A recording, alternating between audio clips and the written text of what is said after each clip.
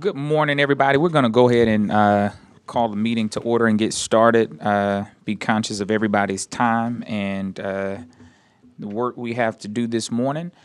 So with that, we will check in for attendance. And I'll do it. So we'll just go down the line. We'll start on that end, and we'll just work our way around. So you can just say your name into the microphone so everybody knows who you are.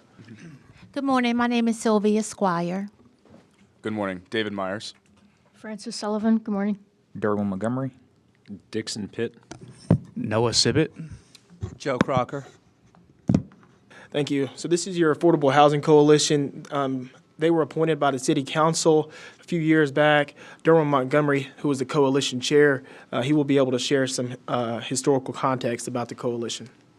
Yep. And before I jump into that, just again, a reminder to the members of the coalition, meeting is being recorded. It's not live at this moment, but it will be rebroadcast for the public consumption. So just as a FYI and a reminder.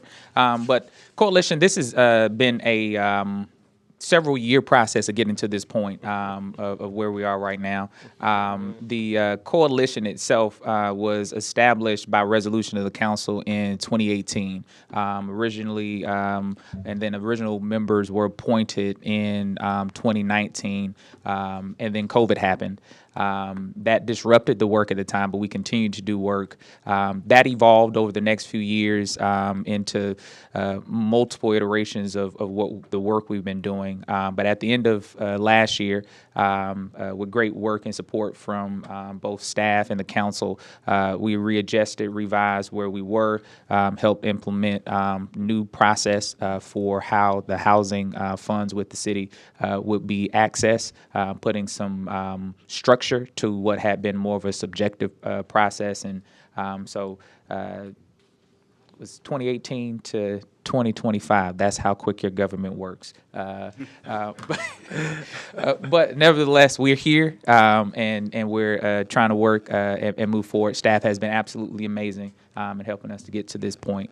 So appreciative to you all, as well as the members of the coalition who give of their time. This is volunteer. And so grateful for all the work that they do as well in the process. With that, we'll turn it back to Sam. Yeah, thank you. Good morning, everyone. I'm Samuel Hunter. I'm Assistant Director of Neighborhood Services here with the City of Winston-Salem. That is John Kuros. John Kuros works with the City of Winston-Salem in our department as well. He is the Construction Management Project Supervisor. London McKinney is in our Community Engagement Division, and our Director is Chantel McClam. So we're proud to facilitate this process, administer this process, and work with everyone. And also, congratulations to everyone that has made it to this step in the process. This is our first time having a formal cycle, and you all have navigated through the process with us. So we really do want to say thank you. We really do appreciate you all. Just want to share some ongoing things before we get into the full review of the proposals. So yesterday, the City of Winston-Salem and the Piedmont Triad Regional Council partnered to host a regional housing summit. Some of you all were in attendance, but if you weren't, I'll just go through the slides. I won't do the full presentation, but it was a great event. We held it at the Benton Convention Center yesterday. We had roughly anywhere from 280 to 300 people in attendance. Keynote speaker yesterday was Patrick Bowen, and these are our list of our sponsors. You can see them. We're so grateful for their support. They were great. They continue to navigate through the housing process with us. They support everything that's going on in the community, so we cannot do what we do without their support, so we really do appreciate them.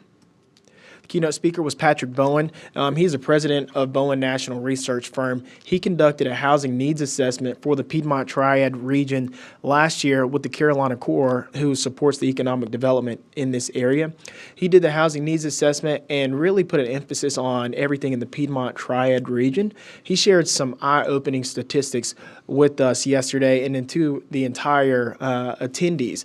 So it was a lot of great information. He's a dynamic speaker, and his slides will be posted on the city's website next week so people can have access to that data. More specifically, they can have access to the Forsyth County data as well. Tyler Mulligan with the School of Government yesterday spoke about tools and strategies that local governments could use to increase their affordable housing stock. If you haven't heard Tyler speak, he is phenomenal. He's electric, and he really knows his stuff. He is probably one of the top industry professionals in this area. Like I said, he works for UNC School of Government. He's been doing this for a long time. We're very appreciative to have him. During our lunch panel, we had the Asset Building Coalition of Forsyth County. That was moderated by Vivian Perez Chandler. She had Dr. Dan Rose, Carol Davis, who is the CEO of SG Atkins CDC, Jerome Nixon, and Kenneth Reed. All of them were very great. They talked about coalition building in Forsyth County. And then we had our local elected panels. Two of the panelists could not join us yesterday due to unforeseen circumstances, but the moderator, John Hardisser, I'm sure some of you all are familiar with him, but if you are not, he is the president of Trebeck, which is the Triad Real Estate Building Industry Coalition of North Carolina. He was a former NC House of Representative. He was great. And then our very own Mayor Pro Tem, Dee Dee Adams, was up there, and NC House Representative Jeff Zinger was there as well. Then we had a creative partnerships and financing panel, and that really highlighted partnerships from cross-sector collaboration. So we had Reverend Matthew Bussell from Greensboro Interfaith Affordable Housing Initiative. And then we also had Miss LaVon Bovell, who is the COO of Liberty Atlantic. They are the lead developer for Metropolitan Village. And then I'm sure everyone's familiar with Mr. Andy Perkins, who is a member of United Metropolitan Baptist Church, but is also the board chair of the Housing Authority. And then Warren Wooten, who is the assistant director of affordable housing with the city of Charlotte. And Neil Sharp, who is the COO of Peace Haven Farm, which is in Whitsett, North Carolina. And they have a really dynamic housing model where they have a community for people with disabilities and also people that do not have disabilities. And they subsidize their rents to make sure that it is affordable for the people with disabilities as well. That is one of very few in this area. Last session was a development resources panel. We had representatives from the Federal Reserve and also from the Minority Institute of Community and Economic Development talking about some resources that they had to share for the community with developers and for the audience as well. So we're really appreciative of everyone that attended. It was a great summit. I know some of our coalition members were there yesterday because I had the opportunity to interact with them. So please share your opinions, your thoughts, your experience about the summit yesterday. Those who were present want to chime in, thoughts, reflections from yesterday? Well, first of all, sorry I'm late. Second of all, I thought it was a great day. A lot of information. I thought the flow of it was good, starting off with the presentations and then going into panels. It was a productive day. Yeah, I thought it was nice having just everybody in the room together. A lot of great ideas were shared, and a couple of comments were made that, hopefully that continues outside of that room. So I think everybody was encouraged and excited to, have a room to talk about it, but hopefully it leaves that room as well. So. Yep. Any others who were present yesterday? Yeah, I agree. I think it was a great event, great time, great turnout. I'll be honest, I was surprised at how full the room was. Wasn't sure, but to have the type of folks in the room and the space and the dialogue, to Dixon's point, again, hoping as we move forward, conversations continue and can become more focused in certain areas that we know we have needs. So, yeah. Great, thank you. So we'll move to the next thing on the agenda, and that is to talk about the Affordable Housing Development Program and where we stand today. So this is the next step in the process. Staff, just so you all have some historical context, last year around this time, there was a committee of the whole with the City Council at Union Station. And they wanted an update on all the investment that they have done in housing. Staff presented that to them. The staff at that time presented that to them, shared the information.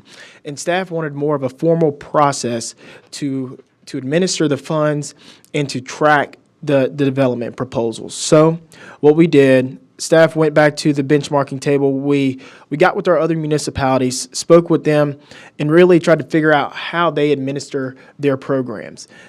We spoke with Durham, Charlotte, Raleigh and Wake County, Asheville and Buncombe County as well. And we understood that really to get the best bang for your buck when investing in affordable housing, especially when you want to get quantity and quality, is to pursue or provide gap financing for people that are pursuing low-income housing tax credit deals, and also offer city-owned land to single-family infill development as well.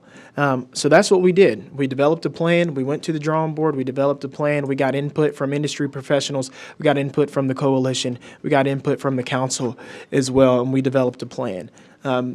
The process opened December 10th, 2024, and it closed on January 24th, 2025 at 3 p.m. We had a total of 50 applications, and some of those applications may have come from one developer, but they had multiple proposals in their packet. Out of the 50, 27 of those have came today. And again, just a disclaimer, you'll see that you'll only have 8 on the docket, but there's multiple lots included for the single-family homes. So 27 out of those were deemed responsive after staff did their initial review. And after that, we contacted them, let them know where they stood in the process, what the next steps were, and whatnot. The step that has happened already after the staff review, we had the internal review. The internal review consisted of people from the planning department, utilities, engineering, Winston-Salem DOT, sustainability, and some other departments in our MWBE division in business inclusion and advancement to review these proposals and make sure that they could provide a quantitative score for these proposals. The next step in that process is where we are today, here with the Affordable Housing Coalition, to provide their qualitative review and to really share their feedback so that staff can include that in the committee packet when it goes to the City Council, Community Development, Housing General Government Committee in April. So today, what the coalition will be doing, like I said, they will be providing qualitative feedback on each proposal. And there are different categories that they'll be providing qualitative feedback on. I'm sure everyone that is here today has seen the scoring matrix. Again, they won't be providing a quantitative score, but they'll be doing a qualitative score. And the first one that they'll be scoring is in the development quality, and that consists of the AMI unit score, the location score that was generated by our GIS department, their amenity score that is for the LIHTC proposals, and then also they'll be talking about the design quality and the development quality as well.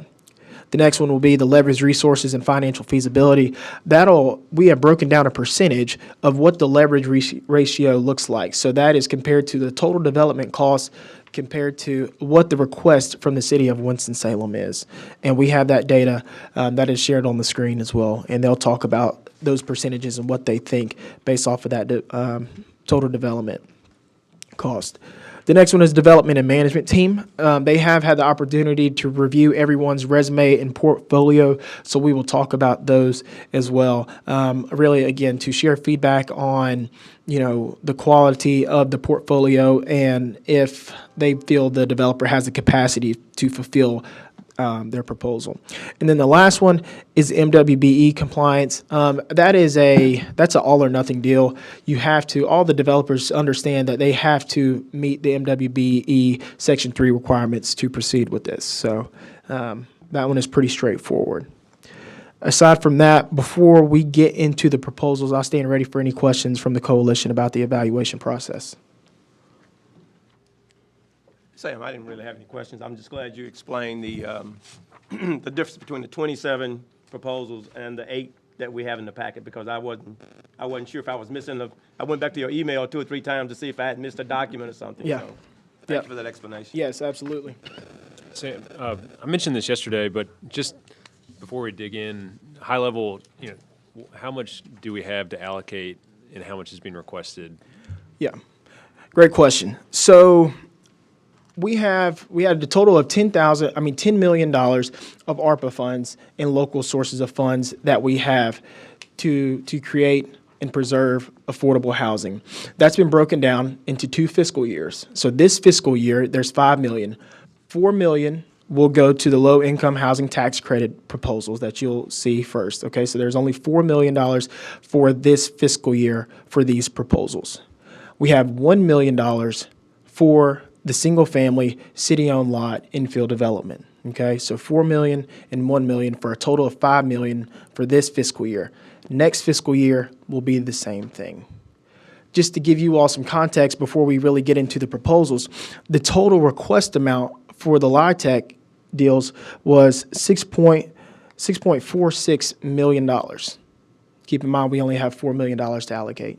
Okay, with the scoring that the staff has done, with the qualitative feedback that you all will provide today, that'll be included in the committee information. It'll be up to the city council on how they want to make that award to the low-income housing tax credit deals. Same way for the small-scale, single-family city-owned lots. The total request for that was $1,035,000. Okay, so not as large of a gap, but there's still a $35,000 gap right there. Okay, so again, that'll be up to the city council to understand how they want to allocate those funds to which proposals. And let me give a disclaimer, and we shared these in the information sessions as well. Some of the city-owned lot proposals, developers requested the same proposal. Based off of the scoring, based off the qualitative feedback that you all provide. Same lots.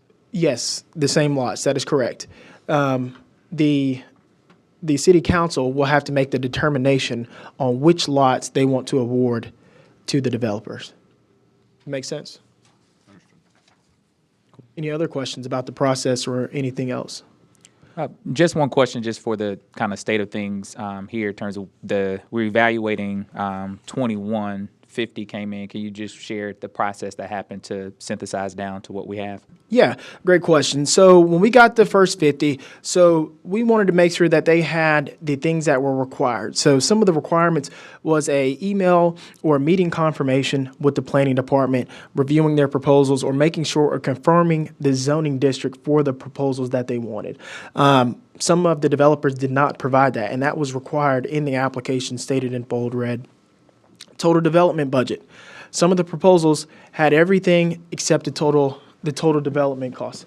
Oh, you can go around this way. Are you going to go there? So total development costs was a requirement as well. Some of them did not include that. Some people did not include anything in their proposal package. They just submitted an application with no additional content in it. Believe it or not, we did have those, but that's okay. And we spoke with everyone that did not move forward in this stage of the process. We sent them a formal email letting them know that they did not move forward in the process. And if they had any questions or needed to take a call or meet with staff, we gave them the opportunity to meet with us so we could provide them a more defined reason why they did not move forward in the process. And just because they did not move forward in this inaugural process, that does not exclude them from coming back in the next process in June for the city-owned lots, and then we'll do the LIHTC again towards the tail end of this year. So a number of different reasons why people didn't make it forward in the process. Do we have access to those original proposals or applications? Yes, so staff has all those in our database, so we can share those with you if you'd like. All right. Before I kick it over to Sam to start us walking through this program, just a level set for us. As we're going through the evaluation process, 2 things. One, there's questions that you have or commentary that you have. If you would send those through chair so I can mark out, make sure we get everybody. So signal me if you want to have a question on it so we can make sure we roll through them. And then secondarily, once we have completed our review in areas, we'll come back and try to synthesize to get consensus in each section so that we can have a consensus on our response to each area on the evaluation. The goal is that we agree on what we're saying and what we're submitting back to the council. So we'll have that dialogue once we get to each section in our review. Okay? Okay. Let's get right into it. And just so you all know, I will give an overview of each proposal first, and then we'll go through each category. You guys can share your comments from the development quality, the financial development management, and then we'll move on to the next one, and that's how it'll go. This may be a long meeting. In the event we get to around that 12 o'clock number, you all have the option to take a brief recess if you'd like. If you want to power through, we can power through. You all tell me, and we will accommodate, okay? Just so the public knows, we are going to start with the tax credit proposals first, then we'll move into the single family. So just bear with us, okay? Any questions before we start? I don't have a question, Sam, but did you get my email about my time constraints Yes, this sir. afternoon? Okay. Yep, that's Thank you. fine. If anyone needs to leave, feel free to do so. Again, as Derwin said, the meeting is being recorded right now. It's not being live streamed right now, but you will have access, and so will the public have access to the recording after this. Okay? Let's do it. So the first proposal that we have here is Sage Point Apartments. The property address for this one is 2065 Bethesda Road. This is located in the North Ward here in Winston-Salem. There's a total number of units. There's 60 units. All of the units will be affordable. Okay? You can see the unit mix broken down in that category there. There'll be a total of 130 bedrooms in the 60 units as well. Total development costs, $16.14 million. The request from the city of Winston-Salem, $1.6 million. That leverage ratio is 10% of their total development cost. For the multifamily apartments, the affordability period must be a minimum of 30 years. Their location score that they received was a 46.4 out of 50. And just some context on the location score, that was created by Map Forsyth with the county. We gave them a list of criteria, the same thing as North Carolina Housing Finance Agency does. So proximity to emergency services, proximity to transportation stations, whether that's the bus depot or a bus route that is in that near area, proximity to grocery stores as well, okay? So they put that in there, made a quantitative score to give us that cumulative score out of 50. So the maximum amount of points for the location score for people to receive is 50. This proposal received 46.4 out of 50. Percentage of units that will be at or below 30% AMI is 25%. Percentage of two-bedroom units is roughly 33.3%. Out of that $1.6 million request from the city of Winston-Salem, that is broken down to $26,667 per unit. An ideal number that we try to keep that in is roughly around $35,000 per unit. Okay.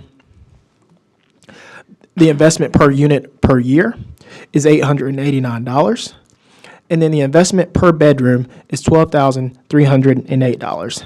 And the investment per bedroom per year is $410. Sam, Yes. I have a question from Joe. Yes. Sam, and I should have asked this before we started and I don't want to do it in reference to just this proposal. Yes, sir. But it would have been helpful, you talked about how the city's preference for the 35,000. I don't know what the standard is or the benchmark is for some of these, like the leverage ratio or the AMI. Is there a cheat sheet or something that? Yes, great question. So for the metrics that the city uses, 35,000, that's listed in the development guidelines. But for the leverage ratio in your scoring matrix, you'll see that in the second category. So anything that is 5 to 10% gets the maximum amount. Okay. Where is that in the packet that we've got? So it's on your last page. It should be a scoring matrix in your packet. Is there not one? Not this document. Does everyone should have a scoring matrix in there. Does everyone have this? I got this. No, Does everyone we have didn't this get- one? I didn't get that. Let's put that. Oh. I did not get, that's what I was wondering about. If you need that one to use, that's fine. That's fine. You got it. I did Yes. not get that in my initial packet. We should have some. I have enough here. What's in Wait a minute, it might be in my packet that was here. Yeah. Okay, that's okay. Get that back. But did we get it emailed to us to have it ahead of time there? Correct. Yes, sir. But that's a question. Just for the public, the question was, how do they interpret the leverage ratio? And so that is breaking down in the score, the same thing that you all saw in the development guidelines. That is broken down by the leverage feasibility. So 5 to 10% gets the maximum amount of the point. Anything 11 to 15% goes down, and then 16 to 25 continues to go down as well. Okay. That answer your question, Joe? Yep, it did. Thank Okay. you. So just for the sake of example, you all, this one again has a leverage ratio of 10%. Okay? As far as the amenities goes for Sage Point Apartments, it is 2 3-story town garden-style buildings with a clubhouse, a computer center, an exercise room, playground, on-site laundry facility. Provides much-needed housing for families as well. That is something that you all need to pay attention to because a lot of the some of the LIHTC proposals are for seniors only. Okay, so and some of these are for families, which does not exclude seniors. Okay. And again, they will meet the 80% AMI. All of the units will be affordable. The units include balconies, and they will have washer and dryer connections in there. Again, the affordability period for all multifamily projects is a minimum of 30 years. They are submitting for a 9% tax credit deal. Just so everyone knows, there is a 9% allocation and there's a 4% allocation. The 9% allocation is the most lucrative. 4% are still pretty lucrative as well, but you see a lot of people try to go get that maximum tax credit equity with the 9% deal. There was no city-owned land requested for this development. The developer does have site control here. I stand ready for any questions before we go through the evaluation. David, did you? Sure. Do we know the prices that the units will be listed at that constitute that affordability? So great question. So it's broken down by the area median income. All the units will be at or below 80% of the area median income, and that is also determined by household size. Those figures are set by the federal government on an annual basis. So a household of 1 will have a different 80% or 60% AMI than a household of 4. So it really depends on the household size. Thank you. John? You mentioned the percentage that are 2-bedroom. I noticed on not just this application, but a couple of others, there's a decent number of 3-bedroom. And I'm wondering why we're focusing on 2-bed. I mean, should we add 3-bedroom into the consideration? Because that's a rare commodity right now. Yeah, so you can see in the unit mix as well, that's included in the AMI score and that formula as well. So you can see the breakdown. So just so, and we can go through that, excuse me for skipping that. So for 30% of AMI, it'll be 15 units. 50% AMI, it'll be at or below 12. For 60% AMI, it'll be at or below 17. It'll be at or below 60% AMI, there'll be 17 units, and then at or below 80% AMI, they'll have 16 units for a total of 60. There'll be 10 1-bedroom units, there'll be 30 2-bedroom units, and there'll be 20 3-bedroom units. And as John mentioned, that is a really big commodity right now for a lot of people. So, and that is included in there for a total of 130 bedrooms. This is not located in a qualified census tract, okay? And we provided the site score from NCHFA as well. Total acreage is 4.98 acres. Any questions before we get into the evaluation? Paula? The amenities that are listed, the clubhouse and the computer center, could you provide a little bit more details on how these cater to the needs of the families, particularly the ones at 30%? So I can't speak directly to how they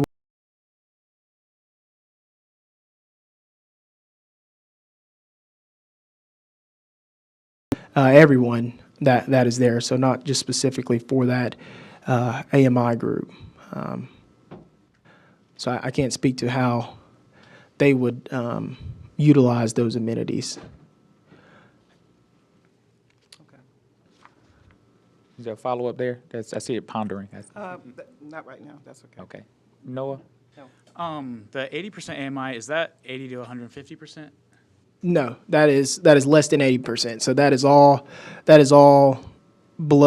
at or below 80% of the AMI. Okay.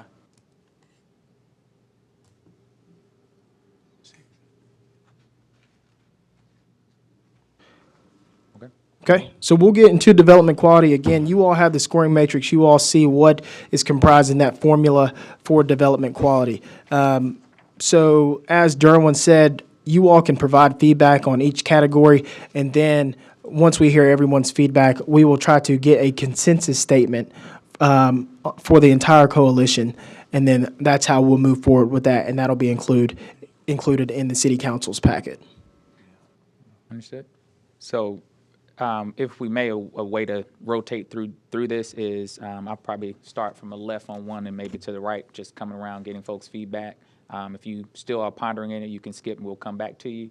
But to circle around to get folks to give that feedback. And again, on development quality, evaluation feedback, again, reading space from here, just remind us, should pertain to the location score, area median income, and set aside percentages and amenity score. That's correct. Those are the areas for feedback on this one. So, Mr. Chairman, before? Yep. Real quick. So the way we tell whether it's a tax credit deal at all or not is the box that has the low-income housing tax credit. That is correct. Those that do not have that are not tax credit deals. That is correct. Okay, that would have been, okay. yeah, I didn't and know the that. first four are all LIHTC, correct? Correct. Right, Okay. right, yeah. Yeah. Okay. With that, I'm Okay. flipping an imaginary coin to my left from my right. Paula, We are doing what? from my your feedback. If you still have some thought there, we can skip you. We'll circle back around to you. Well, I had another question about this, and it was around the federal funds. And I guess the uncertainty right now around federal funds. So I'm just wondering, what are other, if something were to happen to those funds, what are the other resources that they might have to make this project work? So just a disclaimer, none of these proposals will be funded with any federal funds. All of this will be local funds here. It says so. It says federal funds, yes. Under the Under financial summary? So I think the question is probably, to be clear, and Paul, correct me if I'm wrong, these are LIHTC deals. Correct. So this money that we're talking about is our money, is. Correct, it's city investment.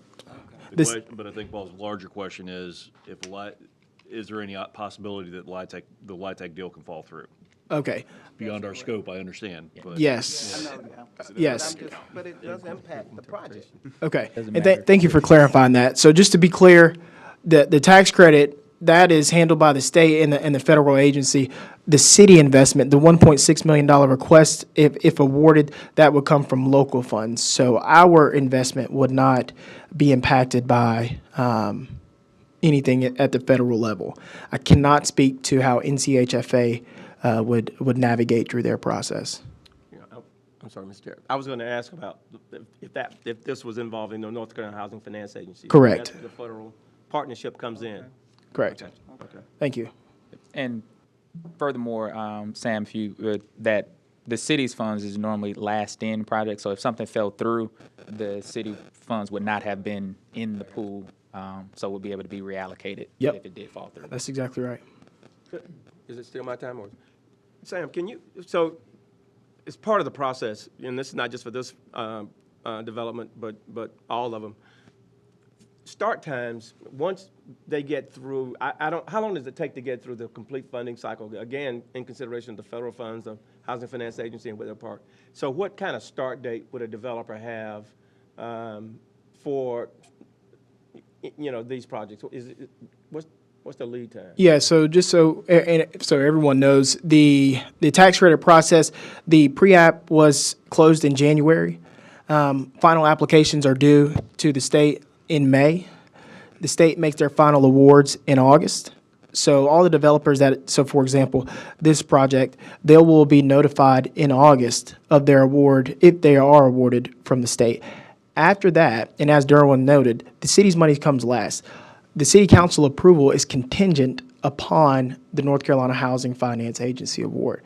After the developer has received the award, they have 2 years from after the award notification to go ahead and start the process with the city and obtain a certificate of occupancy for the units. Okay. Okay, thank you. So it's a 2-year development timeline. Yes. I had another question. Paula? My question was about minority participation. Is there any requirement for minority-owned businesses? Correct. And we'll get to that one as we progress through the evaluation feedback. But to answer that question, yes. Any other questions process-wise? Go ahead. I was just wondering, are there any special considerations, any advantages for demonstrating that you're going to utilize something that might help with the unemployment locally? Can you speak into the mic? I'm sorry. In these recommendations that were submitted, I'm trying to understand, is there any consideration for how these projects might help enhance employment locally?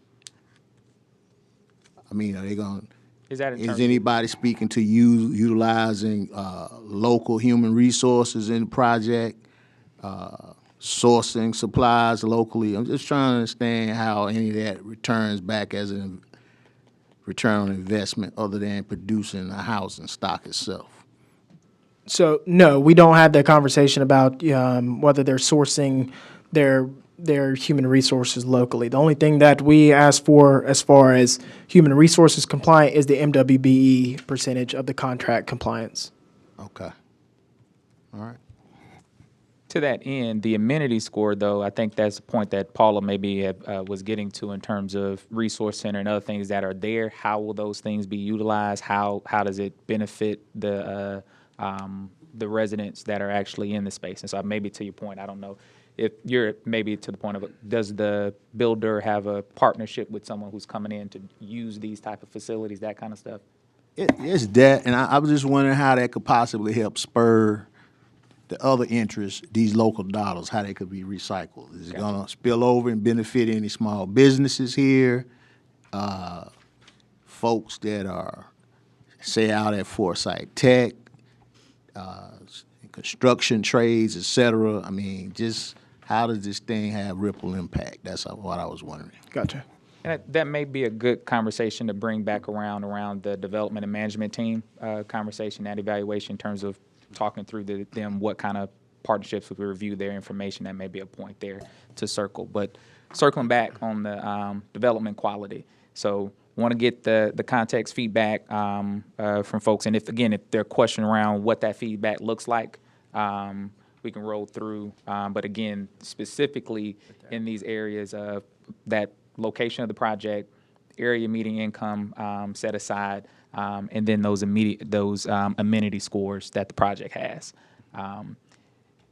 Is anybody ready to give some feedback? John? Sure.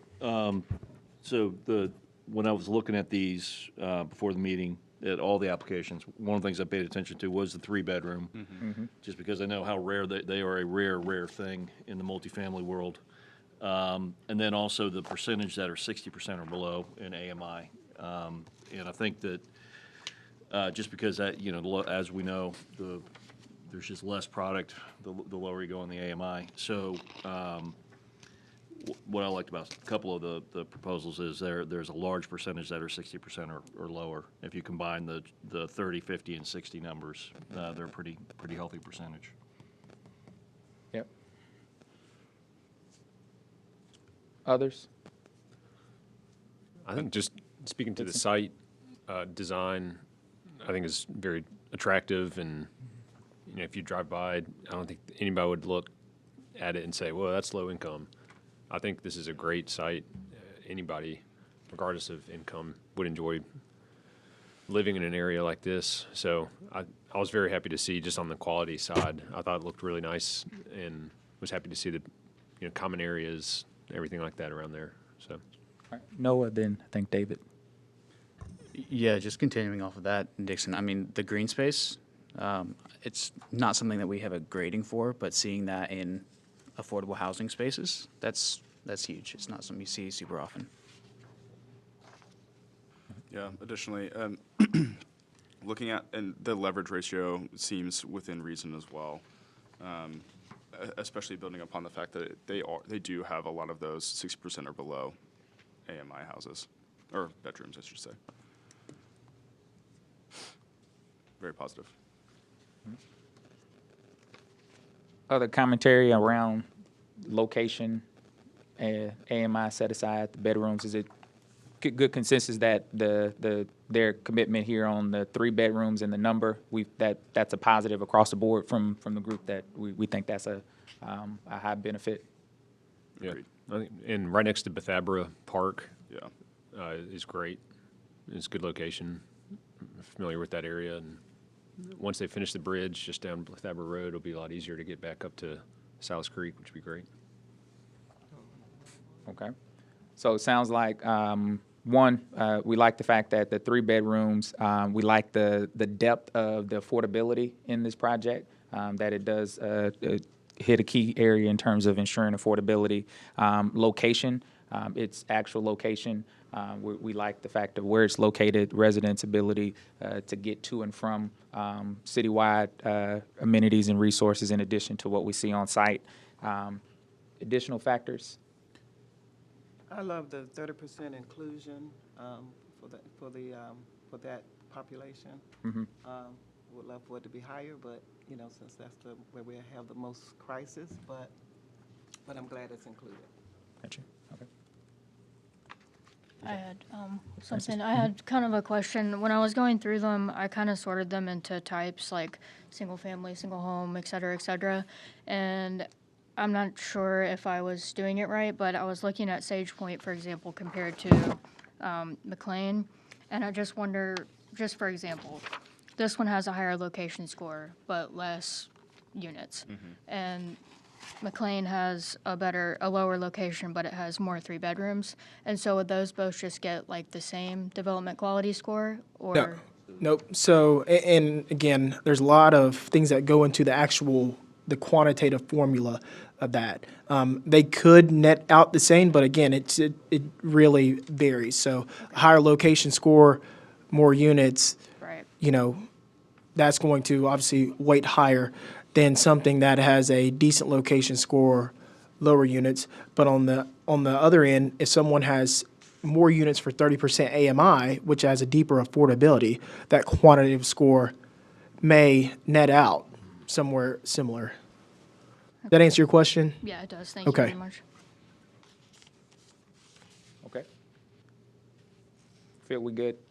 Yeah, I feel like we're fine there. Everybody's good with development quality. Okay, we'll move to leverage resources and financial feasibility. Again, they're asking for 10% of their total development costs. To get the maximum amount of the quantitative score has to be 5 to 10%. Any questions about that or any comments about that? Joe? I just have a comment about, and this is, again, mine, or it's just trying to get me grounded for all of them to come. With a 2-year lead window, is there inflation built into their price, their building cost, or do you know? Yes, so that is due at the time of their proposal submission. So what they anticipate their total development cost to be at the end of that 2 years, that's how they should submit their proposal. All right, thank you. Dixon? Yeah, just going back to a comment I asked about allocation, and particularly where now we're talking about leverage resources. Are we going to recommend an amount to be allocated, or is that going to be determined by council? That'll be determined by the city council how they want to award. So like we said, $6.4 million total request for all of the tax credit deals. Based off your qualitative feedback, the quantitative score, staff will present those scores, your qualitative feedback. It'll be up to council how they want to award those. And it may be the scenario where they go 1, 2, and 3 gets a percentage of it. Okay, you follow me there? But we're not going to, we don't have a recommendation on how much is allocated. Correct, no. Okay, all right. Just the project itself. Yeah. Yep. David, I know you mentioned on the last one just around leverage resources. You want to have any other comments there? Yeah, I think, and actually I was just doing a double check too. On the previous topic of location, there's 2 grocery stores nearby, which I think is another benefit from a location standpoint, which is quite nice. In addition to that, I think the use of funds is good. I think it's nice to have some skin in the game from our perspective, and I think that 10% really maximizing it is a benefit. It might pose some flexibility from the council in terms of like, so especially comparatively to a couple of the other proposals where they might have some flex, but I think it's a good percentage. Other questions or commentary on this section? I like that. Question for you, Sam. On the scoring side, on the leverage of finance, how much does it take into consideration the per unit investment in comparison to the depth of affordability? So, Meaning- yeah, Yeah. I'm sorry. No, I was just saying it, meaning that if you have a deeper affordability, you can see a trade-off in more subsidy. Is there any correlation in that scoring? Yeah, so, they would get the maximum amount of points, but again, when this is presented to city council, they'll have that full analysis of that investment per unit, the deeper affordability. Even though that they have the quantitative score, that'll be up to them to decide, hey, okay, we've seen this per unit investment, so we're going to go this route, or vice versa. Yep, I don't know how it would be presented, but from this group, I think it would be well to make sure that that's lifted for the council to have clarity in terms of the percent per unit connectivity to that, to the depth of affordability. Because I think that, if you look at it just offhand in comparison to others, you may say, hey, well, this is asking for $30,000 and this one is asking for $20,000, but the $30,000 one is actually having that deeper affordability, which could weigh in terms of that consideration. I know that's not factor here, but just as a thought. Great recommendation. Thank you. Chair, to that point, how do you know how that relates to quality of development? Say more in terms of quality. Well, I'm thinking the 30,000 in your example, I mean, it could have the kinds of amenities that Paula was just talking about and, some other things that are in there that the 20,000 one doesn't. But yet the number, so I'm just wondering if you're just talking about the number, 20 versus 30, as far as a comparison versus what's contained in that to make the 30 what it is, or the 20, did the 20 leave something out that's in the 30? That's all I'm asking about, kind of thing, and looking at that. Gotcha. Point. Yeah. I think having those proposals that I asked about earlier would kind of help. I'm sure, I would assume some of that detail would be included, so we might be able to review that. With all due respect, I would not have wanted all those proposals, to be quite honest with you. As a person, personally speaking. Now we can look at these personally eight, speaking. for example. Now that they've been narrowed down, absolutely. I don't know. I want to know what got cut. No, I'm just saying. But yeah, but I think to that point, I think you have that's a good point in terms of that. Another perspective on that. Yeah, yeah. But for me, I think I circle back to how folks are voted, are rated in the development quality. I think it would speak to what those amenities are, how they're doing. I think so. There would be language that really shares what they're doing and what the other one is not doing in comparison. Yeah. Okay. So cool. So we leverage ratio. We're good on our position on that, Phil.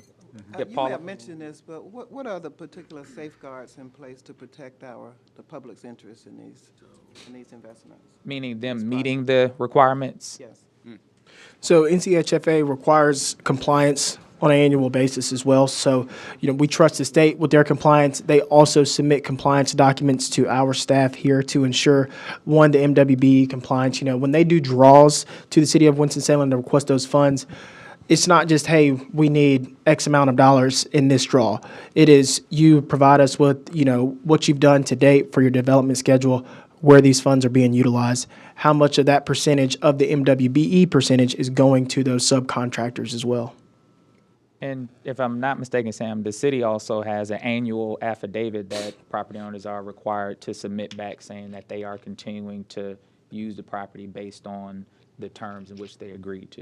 That's exactly right. Yeah.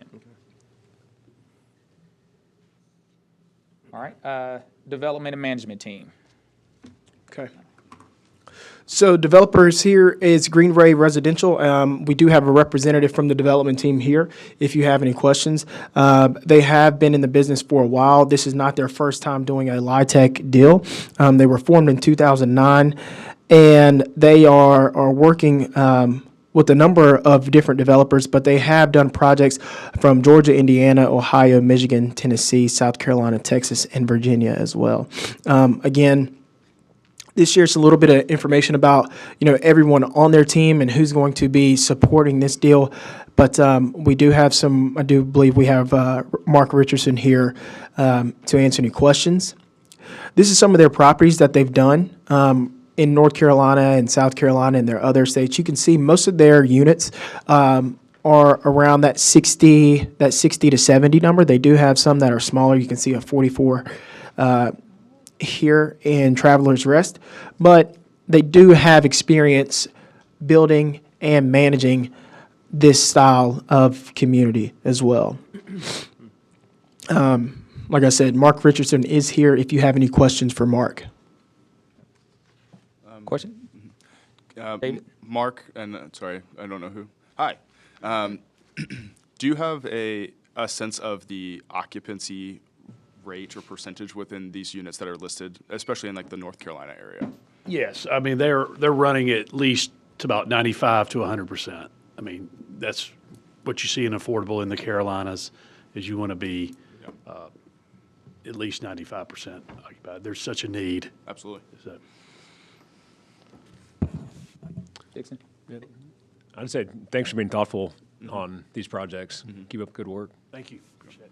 Joe? And I may have missed it, but where are they headquartered? Charlotte. We're out of Charlotte. You're out of Charlotte. Okay, all right, I just wasn't sure. I think there are a couple, you may pause a little bit. I think it may have a couple more questions for you. Noah? Yeah. On some other affordable housing projects, how are those 30% and below units allocated out across the physical space? Are they concentrated or are they kind of scattered about? You mean inside the development, you mean? They would be in different buildings. I mean, you're not saying, hey, this is 30%, these 4 units are in one building. You have to spread them out through your property. Okay, good. And that's the same for all the different percentages as well? Correct. Perfect.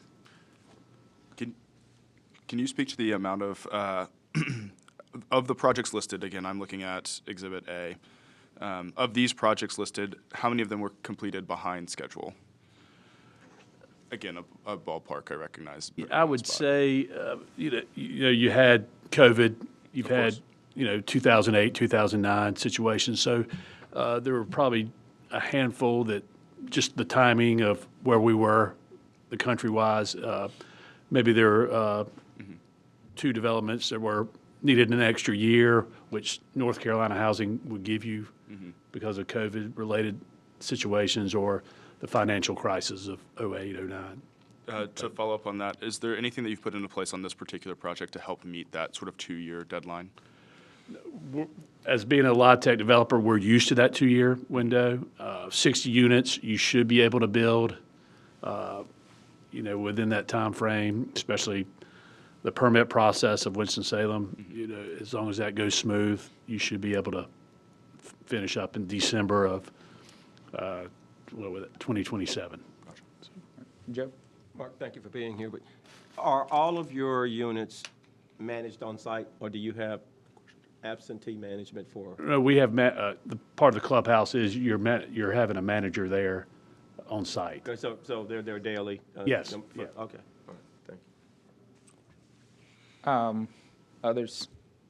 Yeah, I was going to bring up a question. Does your management team on site engage in terms of connecting your residents with external resources, or are they primarily there to respond to the property needs? More property needs, but we do try to do some community service type develop with the tenants. I don't have all that in front of me right now, but there are trying to do some supportive services and so forth with the tenants. You have done a lot of projects, and so I was just curious about how many of those have Speak in the mic. how many of those have met or exceeded the standards that we're setting today? I would say all of them. All of them? Yeah. That's good. We got to stay affordable for 30 years. I mean, we value these. We know there's a need, and we like to see them be successful. So, Right. So, Mark, you heard me earlier say that, I'm focused on the three-bedroom. Yes. Partially because I know. Yes. In the market rate side, Right. that they're not even built anymore for Right. the most part.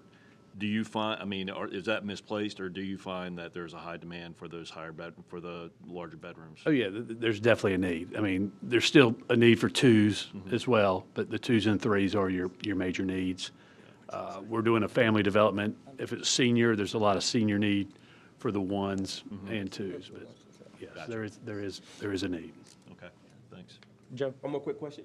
Will this be your first development in Winston-Salem? I'm trying to look at your list of developments, but I can't see the full list from here. But, and I know we got it in our site, in our packet. But is This Winston, would your be, first? this would be our first development. Okay, And okay.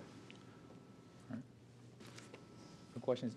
Just a couple follow-ups. On LIHTC programs, have there been any awards you received LIHTC that you didn't complete project on? I think there might have been one a long time ago that dealt with, not zoning related, but title issues in Stanley County that we could not get rid of, so we had to return the credits there. But I would say one out of the deals you see here. Gotcha. And I'm sure I probably already know the answer to this one, but how much do your residents like your bills, your communities? I would think all of them do like it. I mean, I think they're safe, well-done development units. I'm sure we can't be 100% successful in that, but I think if you took a survey of all our tenants, majority would say they'd like being there. Gotcha. Cool. Other questions? Good. My dad pastored for 20 years in Camden, so Okay. when I see that Yes. Camden's if you built in Camden,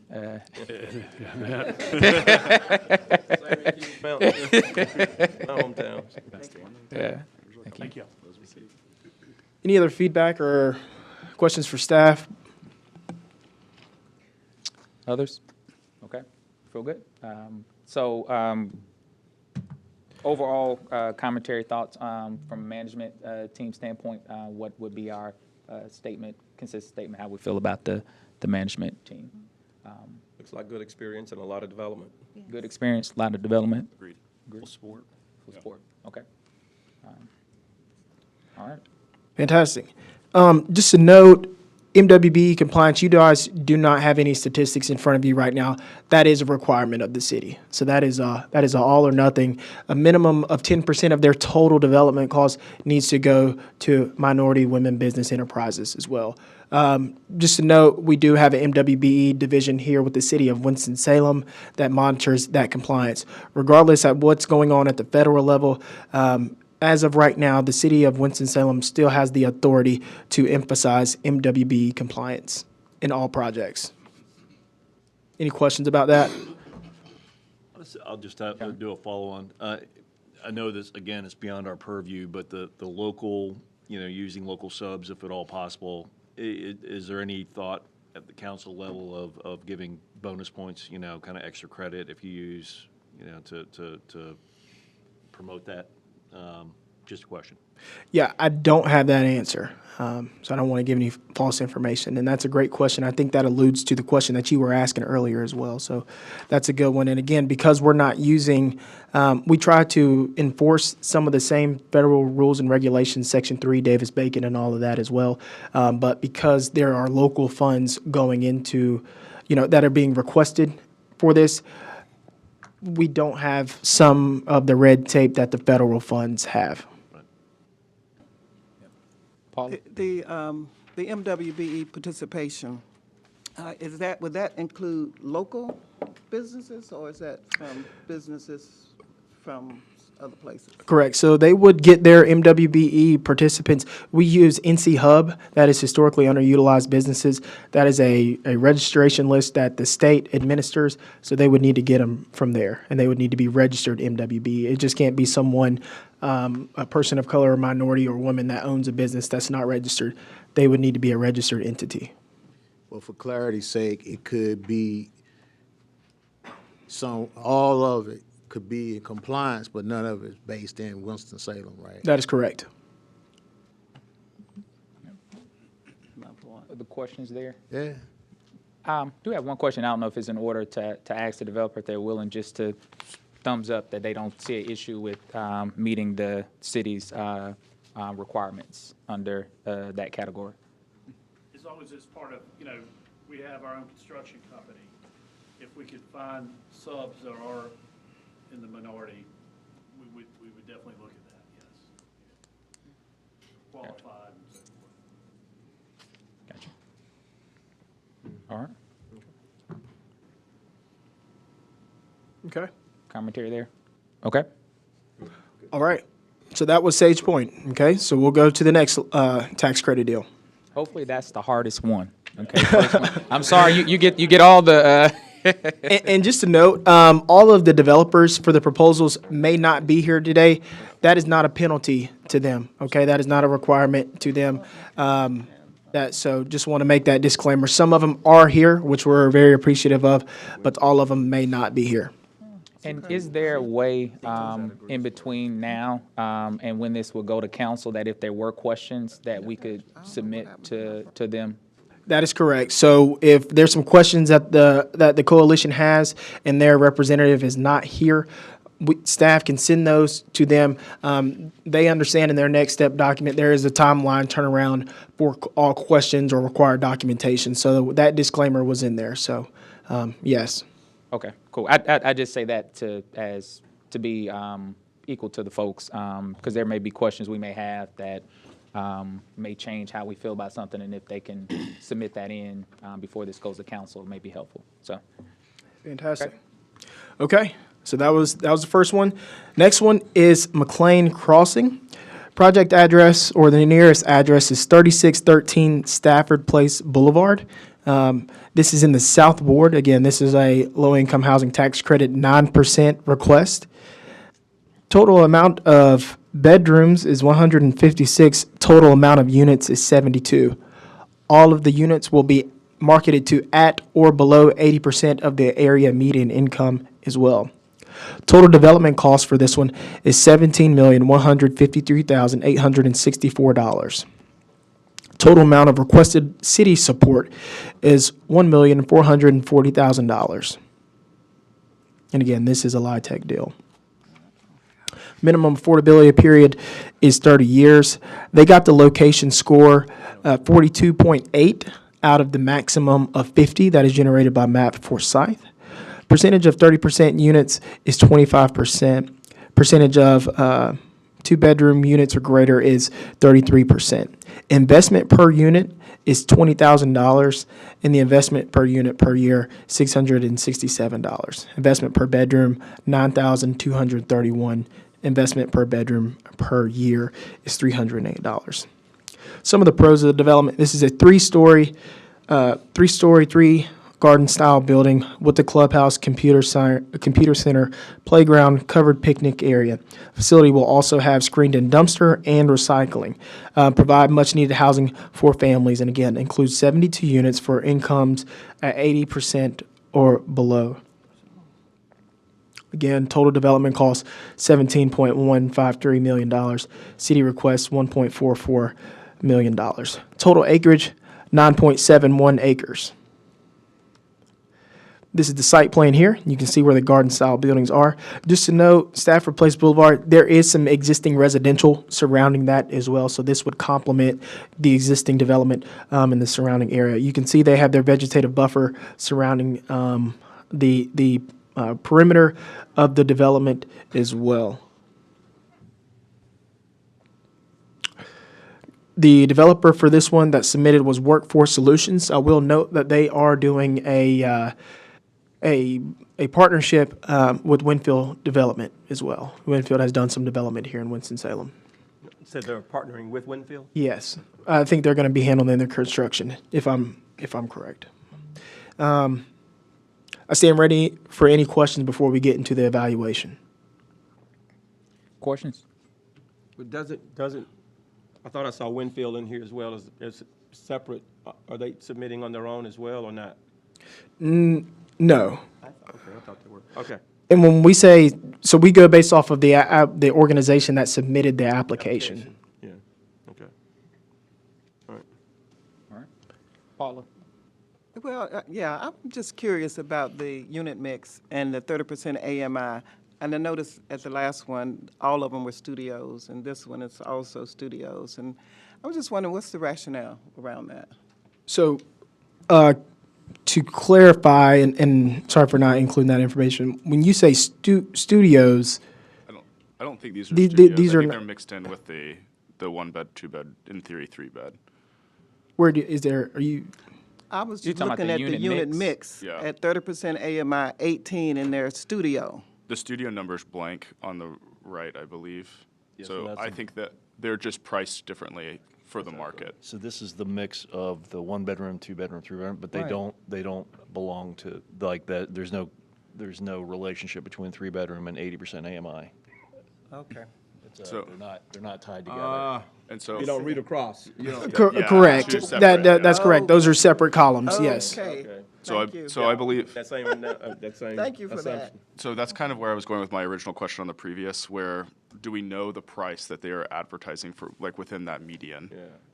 It's nice that they're still discounted, obviously, but they're going to be a higher price than others. So a 2 bedroom may vary in price based on your probably income as well as median population. Just for the record and for the public's information, they're looking at the unit mix here. So these are two separate columns. That percentage does not go directly with that. Okay. Okay, there's no correlation between them. Correct. I got you. Thank you. Any questions before the evaluation? Quick question on the location score. Yes. Slightly lower than the last one, but as you mentioned, there's proximity to other multifamily. There's also really close proximity, it looks like, to retail there. So you would say the transportation part of that is the lower score? Yes, that's exactly right. Transportation was weighted highly, and I say that because when we created that formula, because of the amount of investment that City Council has recently put into investment with RATP Dev and their services that they're providing, we weighted access to transportation higher in that formula. That's good to know, because I was thinking this location's arguably probably better. So that's interesting. Is there not sufficient transportation in that area? There's a big bus stop, I know. Yeah, so I guess compared to the amount of bus stops in the other vicinities, this one probably had less. Okay. And forgive me, Map for Site, when they do the calculation to get the location score, they give us the individual, scoring criterias for each component of the formula, but I do not have that in front of me right now. So I apologize. Paula? I was looking at the amenities, and I noticed the playground and the covered picnic areas. And safety is always, an issue, no matter what part of town it's in. And so I was wondering what are the safety initiatives here? I can't speak to the safety. So a question about safety and the picnic areas and the playgrounds for the children. How is that established? I can't tell by looking. And you mean safety as in how it's kept, or How is protected? as in fenced in, not Fenced in, fenced yeah. in access? Okay. Right. Is that a question if you That's a would like to- question that you I'm have? asking. Okay. That's a question that you would like to pose to I'd like developer? yeah. Okay.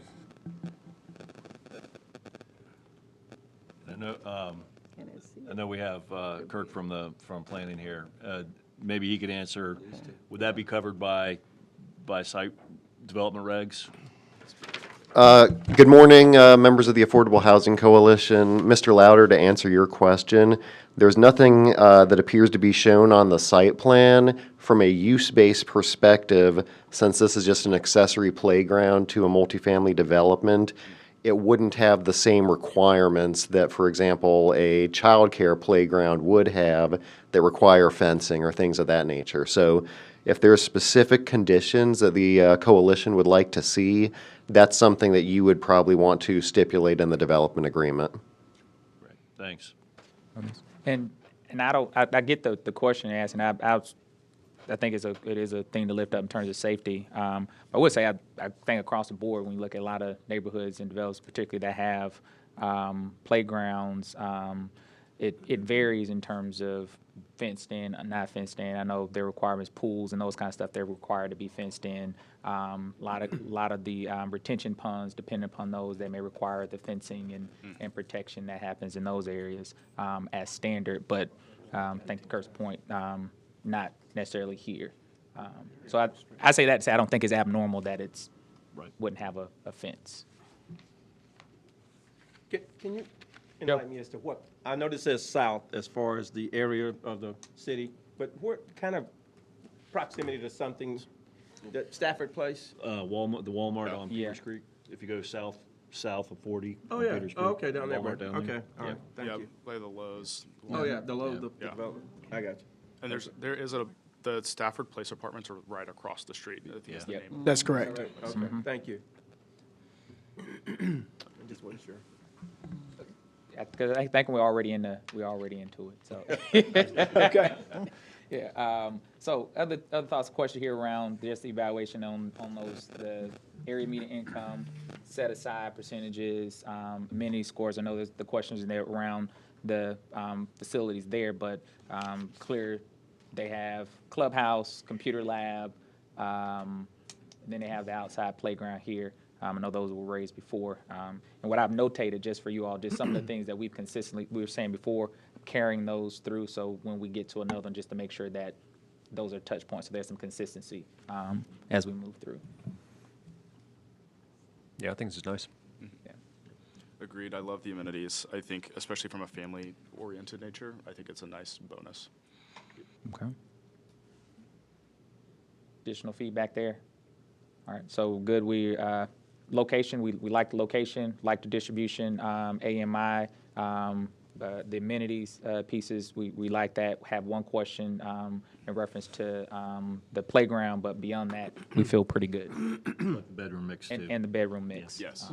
And just the volume of units, Yeah. I think is a nice, yeah. Yeah. And highlighting that the number of units at the 72 total unit development. Cool. All right, rolling. Leverage resources.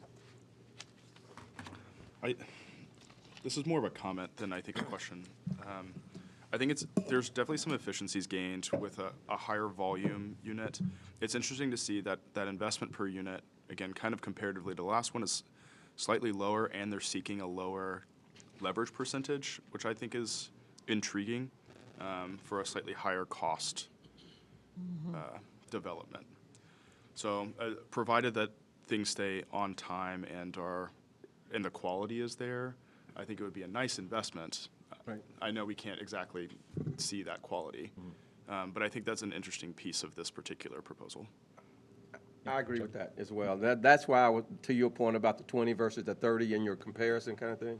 And because this is actually have also a little higher development cost, as I was talking about kind of thing. But yet, 20,000 investment per unit versus the last one was, almost 27,000 kind of thing, so. Yep. Yeah.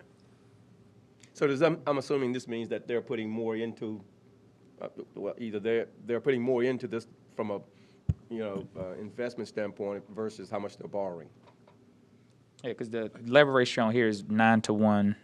No. 11-1. 11 to 1. I'm looking at the previous one. Yep, that's exactly right. So they are, probably anticipating more credits.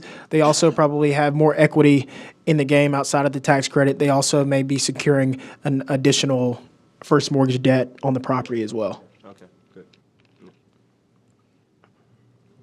I think I know I keep harping on the bedrooms, but I like that you provided the cost the investment per bedroom too, because that's an important number. It's nice. Yep.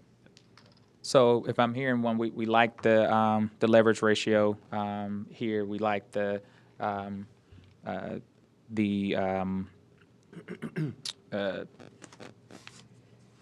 investment per unit piece here in terms of how that breaks down. That's something that we like how that rolls through. There are other commentary around the leverage resources that we want to make sure we share on here. And I'll ask is any differentiating factors in comparison to previous ones that we want to note in this space?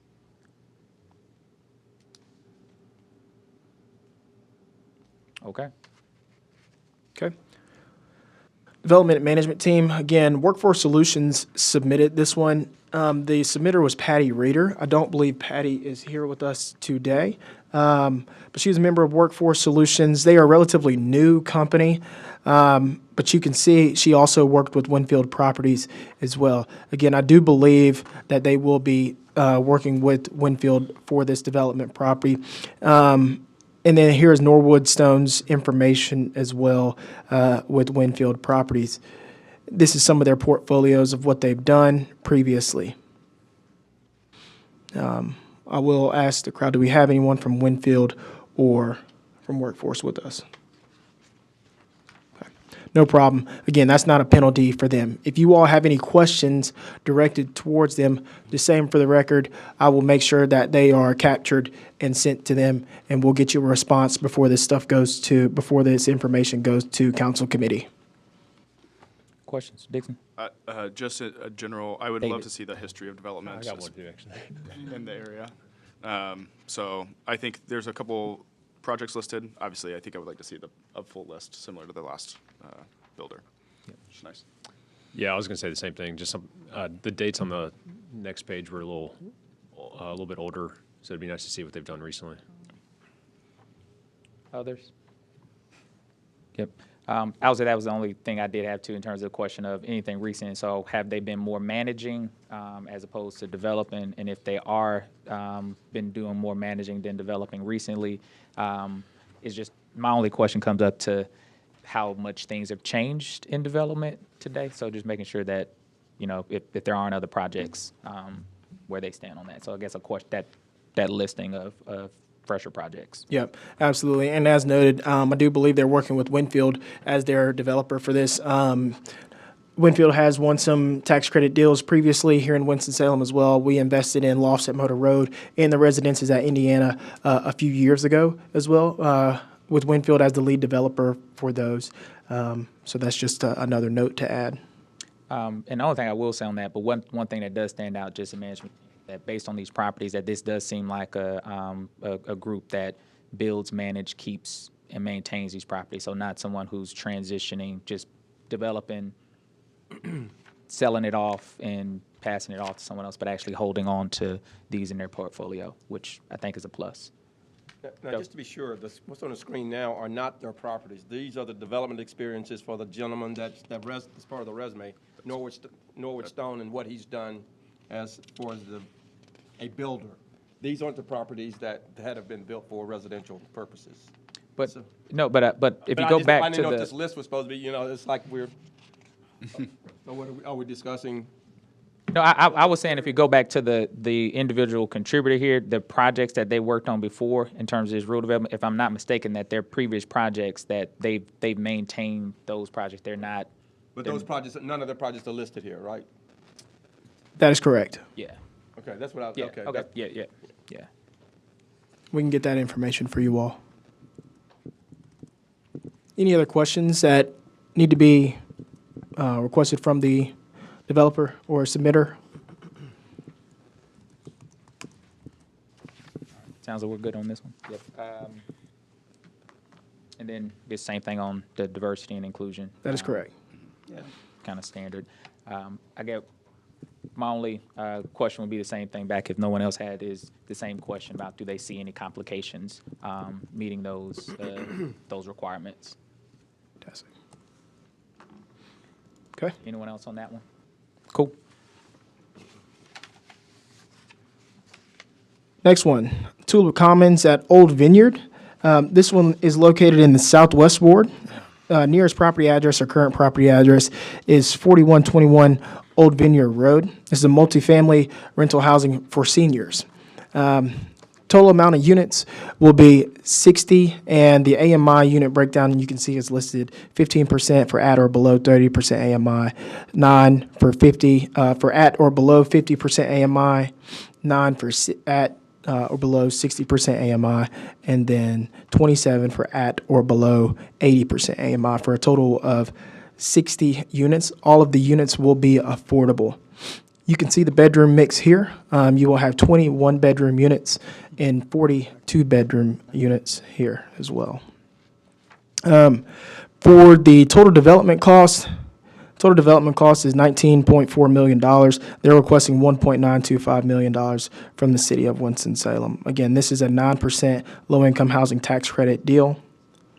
You can see the breakdown here. Their leverage ratio percentage came out 9-to-1 at 8%. Investment per unit, $32,083. Investment per unit per year, $1,069. Affordability period is 30 years. Their location score, they did receive the maximum amount of points for the location score. Amenities for the project include, it is a 4-story garden-style building with elevators, community room, computer room, fitness room, on-site laundry, and gazebo. It provides much-needed housing for seniors. And I don't know what the age is. I believe it might be 55 plus when they talk about the seniors. We do have a representative from Poplar Development here, so they can speak when we get to the development and management team.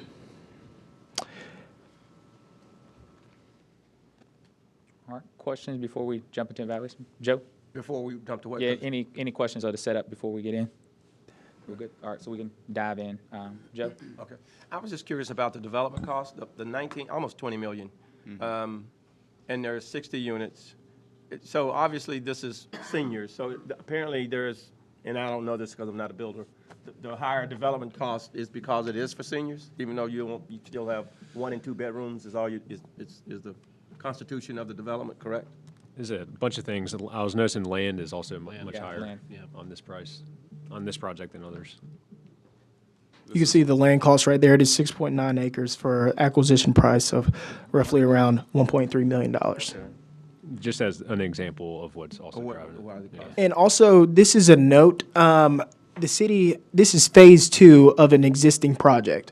The city did fund phase 1 last fiscal year. They did receive a 9% tax credit allocation from NCHFA last year. So this is phase 2 of their development. The city did fund their project last year for $2 million. They did get the award from NCHFA last year. Based on the same type of demographic being served and same type of development? That is correct. And I believe Michael Rogers is here with us as well, in case you all have any questions for him. Other questions around the development quality, AMI, set aside, percentages, amenities, specifically? You want to ask? is- Is it to me or to develop? I was saying okay. to the coalition. Of course, bedroom makeup is a little bit different. It's seniors only, so you wouldn't the 3-bedroom piece. Unless they're sisters and brothers just want to live together, but you wouldn't expect probably a 3-bedroom on the senior side. So I don't think that's a negative on this one. But Paula.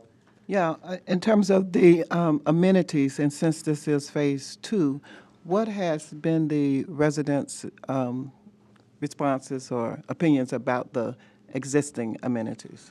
So, as noted, they just got their tax credit award from NCHFA in August of 2024. So, vertical construction has not commenced yet. So they have same 2-year period to get there. Correct. Residency. Perfect. Okay. And that's, if you look at that dark hashed line, that's referring to what they've received is what's going to be built on the right side. Okay. So we're just reviewing what's on the left side. On the left side. Correct, for phase 2. Senior building. So Yep. I was thinking about the number of bedrooms again. The part of the matrix that has the bedroom, the 1 and 2. Okay, it's got 6. Those blue numbers come up to 60, but the total bedrooms are 100. Correct. Is that because this is adding to phase 1? So, you're looking at, so there's 2-bedroom. 2 times 40. Yes, thank you. 80. Okay. Oh, okay. Yeah. Okay. Oh, that's the Total bedrooms. Total bedrooms versus 42-bedroom units. Units. Yeah. Oh, 42 bedroom, okay, all right, reading these, okay, all right, there's a little bit of, okay. 40. This looks like it'd be nice as well. Yeah. Yeah. Yeah. The only thing I'll note is slightly lower percentage or 60% and below. That's really the only differentiator, I see. Slightly lower, the 60% piece. Yeah. Yeah. So more 80% as a 80%. percentage than the last two that we looked at. Reading this is just, Yeah. Other commentary here? Noah? Do we have information about whether or not these have elevators? Yeah. They will, yes, they will have elevators. Yeah. It's in the comments. Okay, I was looking on the diagram. And just for noting, it'd probably be something that can come up during the management piece, but just to give you a kicker head start, the question around the amenities, we asked previously folks around their partnerships or use, what kind of programming, so I'm sure that'll be a question.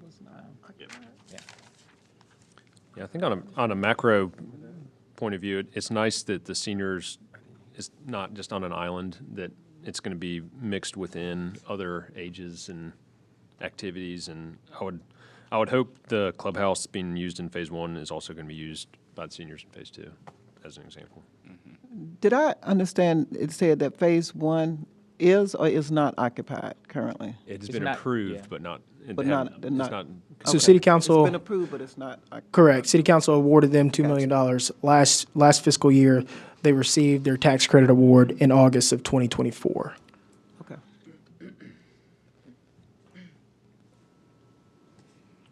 Okay, so in summary, I think we feel pretty good about the 1 and 2 bedroom mix based on this because it is a senior development. The amenities, that we feel good about that. Sure, there'll be a question later on around the programming associated with it. Location-wise, great location, and we feel good about that as well.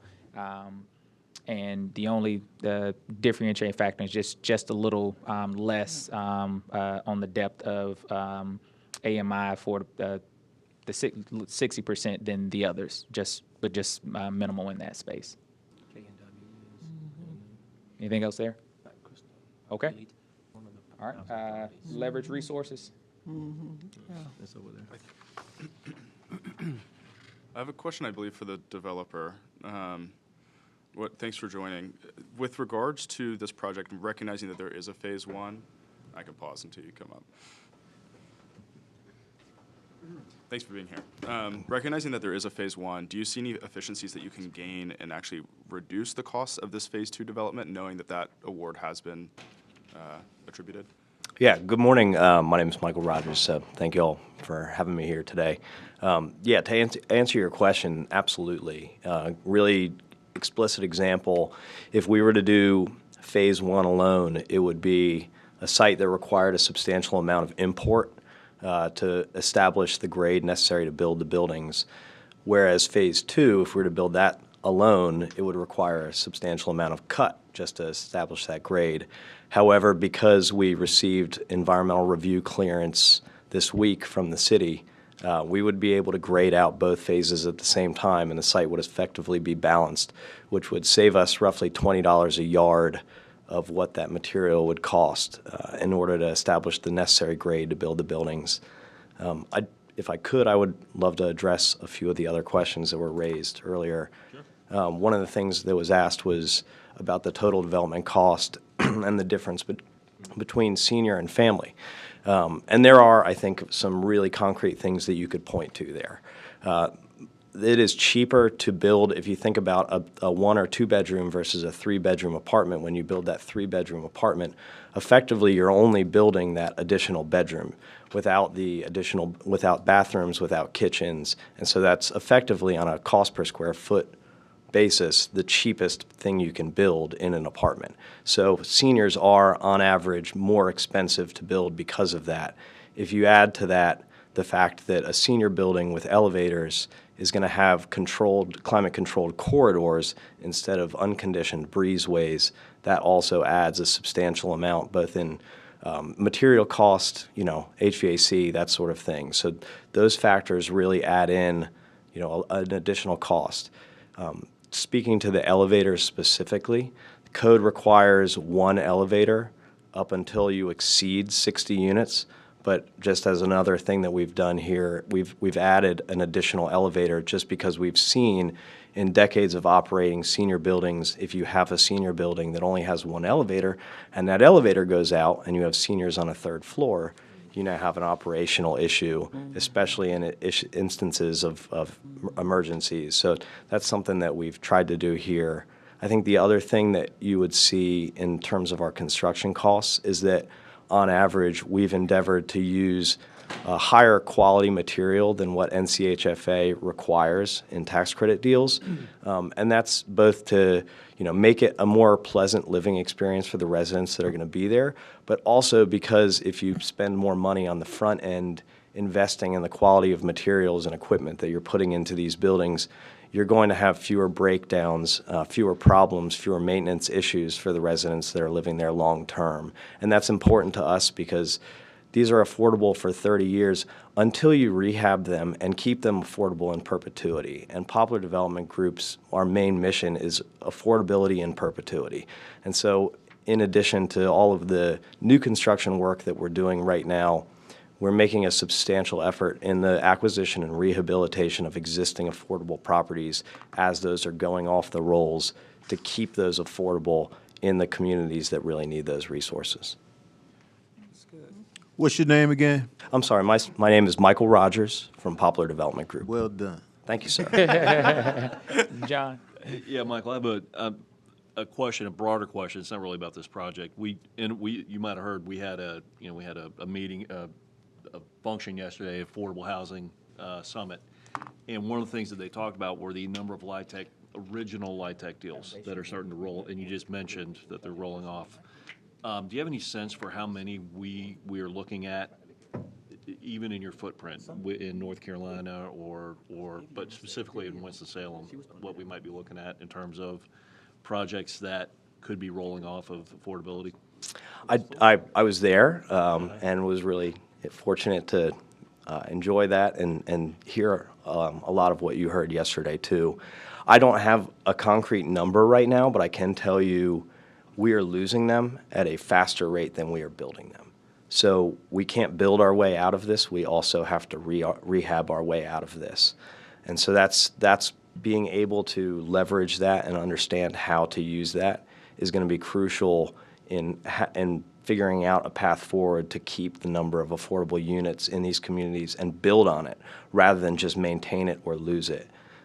So I think you've seen, and I'm going away from the project piece, but just from a policy perspective, you're starting to see in some other jurisdictions those localities commit some resources to really studying what do we have currently on the rolls, where are those expiration dates, and when are they going to come off, and putting in place some measures to pay attention to preservation and make sure that we're committing the resources and the efforts to sustain those. Great, thanks. I appreciate it. Note to the chair, we might want to take that up at a future meeting. Yeah. I just have one final question around the total price of this particular project. Was this factored in, recognizing the timelines of when this was submitted compared to when the award went out for your other project? Was this particular project priced with that in mind, or was this independent, assuming that that was not awarded? I'm so glad you asked that question. I had that conversation with somebody about a different project yesterday at the summit. Yes, it was priced with escalation in mind. And if you were to look, and the apologies that the pictures that are here are not the pretty colored ones, but those are permit drawings. Because with phase one, we are ready to submit building and site permits in the next week or so and intend to close on that and start construction in June. Our total development cost numbers on that are almost consistent down to the dollar with what we put in at the beginning of 2024. So we endeavor to represent, not just what the costs are right now, but plan for any cost escalation or changes in the future. And we're seeing that right now, both with tariffs and with movements in interest rates. So I think it's really important to factor that future planning in. And so you expect this leverage percentage to remain consistent, even if the first phase of the project is ahead of schedule, for example, or you're saving money there? Is that right? I would expect it to remain consistent, yes, sir. Perfect. No. Thank you for answering that about the elevators. That's huge. But just to ask the same question that I asked the other fellow, these affordable units, are they going to be scattered out across this development, or are they going to be concentrated? No, they'll be scattered, and essentially what happens is when a qualified resident comes in, regardless of what income percentage they're at, they have their right to go look at all of the available units and select the unit that's going to be the best fit for them that they can afford. So there's no distinguishing between income bands on that. Yeah, I think that's an important distinction, is that the development, there's no consideration of who's going into which unit. They're all developed equally. That's correct. And they're rented based on who comes in, when they come in. That's it. Absolutely. Kind of a fair housing thing, right? Correct. Yep. All right. Any other questions there on that? I have one follow-up, and it may have been a part of what David was asking. I was writing a note, and I may have missed part of the question. But with this request, if you don't get the additional LIHTC resources and you're not able to move forward with this side of the project, does this elevate existing costs in what you're doing in the current development, or vice versa, in the sense of if this part of the project doesn't happen, does it impact what you're doing? So I understand and appreciate that question. Because of what the intended cost savings of that grading piece are, and we have site control over both phases of the site, we would go ahead and absorb the cost of grading out phase 2, because it's still going to be a better, more economical proposal than paying to import fill from elsewhere. And then when and hopefully, or if and hopefully when we were to get phase 2 awarded, we would not then have to cut that and haul that off, because the costs of import and haul off are astronomical compared to if you have the ability to move that on site. Gotcha. And I just raised that as we look to summarize the components, that when we look at the costs and the dollars and cents, that the savings of them doing this on the same site is something that I think we should note as we look at the numbers. Again, that point of when we look at how much is being done per unit, but we see on this one from the substance, the amenities, the pieces, the actual investment that developers are going to make on the front end. And I do have a follow-up, I'm sorry. Sure. You mentioned quality of build in terms of like the materials that you use. I know that's what developers do in terms of long-term. You hold on to these projects and you build, manage, and hold them? Yes, that's correct. Yep. So the Poplar Development Group we have an affiliated property management company. They're based in Florida, but they manage throughout the Southeast. Poplar Development Group is based in the Triangle of North Carolina. And one of our main goals is to take the properties that they currently own, the management company, and rehab those. So currently we have a 140-unit rehabilitation happening in Georgia. We have another 192-unit rehabilitation happening in Fredericksburg, Virginia. And we're putting in, along with this, as a 4% tax credit application, 124-unit rehabilitation in Concord, North Carolina. So yes, we do hold them long-term and then intend to rehab them using the acquisition tax credit program. Gotcha. Just a comment, and then I'll come to you, Paula. Just for the folks who may or may not know, I know in my conversations with developers and builders, those who hold them long-term do tend to make that larger investment so that they can reduce their ongoing maintenance costs. So you make the investment up front, use better materials, so that if you're going to be holding it, you can try to cushion yourself in terms of what you're going to have to repair over the years. So just as a note again on the investment up front, so it is a notation. But Paula? I was just curious about the square footage per unit. Is that, I guess it's different for each one, but what's the average? I can find that information out for you very quickly, but on average, you're going to have the one-bedroom units somewhere in the neighborhood of about 750 square feet, and the two-bedroom units in the neighborhood of about 950 to 1,000. But give me just a second, and I'll tell you exactly what they currently are. Okay. And I'll say while we have them, we can go ahead and roll the management piece, and we'll synthesize both of them at the same time since we're kind of crossing over there. Where are they headquartered? Yeah. You said triangle. You're in the triangle. Yes, myself and my partner, Brian Hollander, are in the triangle. I live in Durham, he lives in Raleigh, so we're halfway in between in RTP.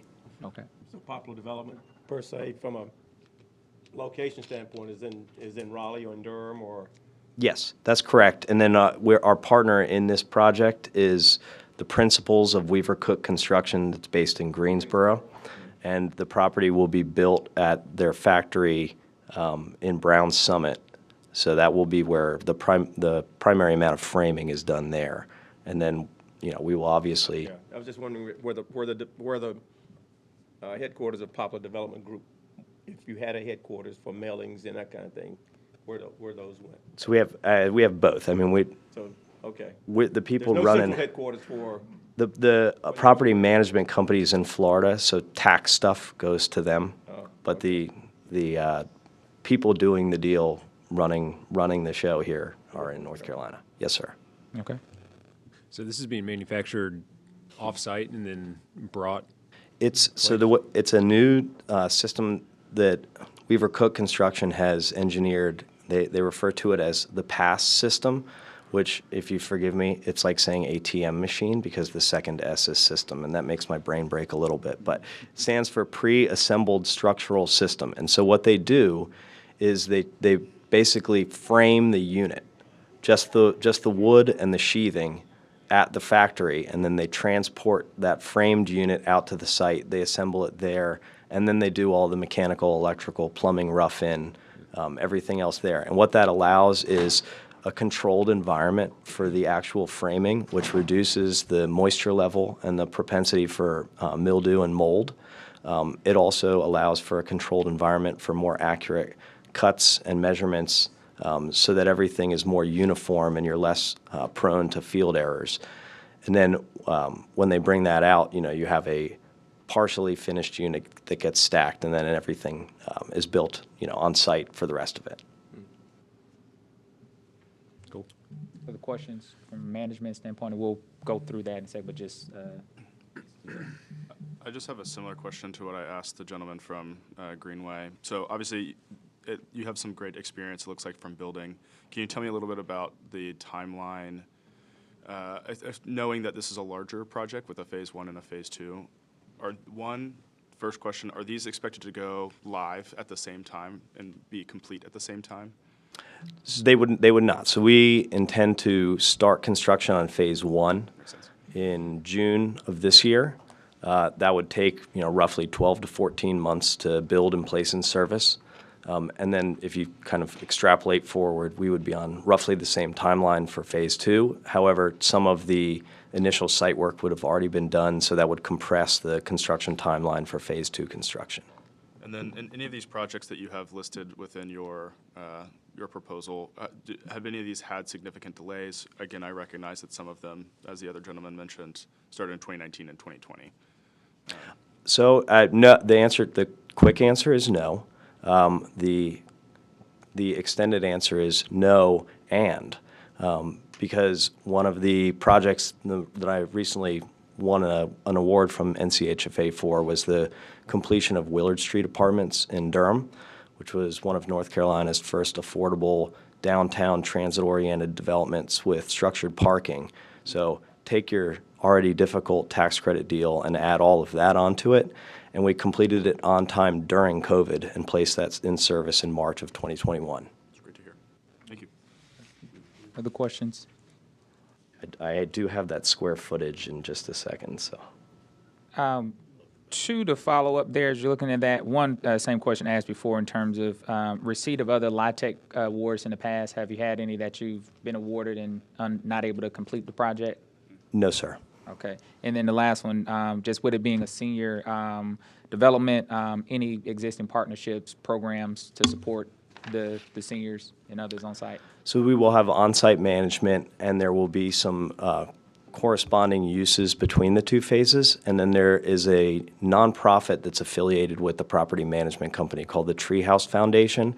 We're exploring ways to get them involved in this project. Their primary aim is in providing some of the kind of self-supportive services like financial education, job training, things like that. So we don't have anything agreed to in principle with them yet, but they're an affiliated nonprofit, and we're working on that partnership. Gotcha. What's the name of that organization? The Treehouse Foundation. I was looking for that. I think it may be also helpful if everyone doesn't have it, to pull up and just show the listing of all the other developments they have on there, because pretty lengthy list. They have some future projects too. Yeah.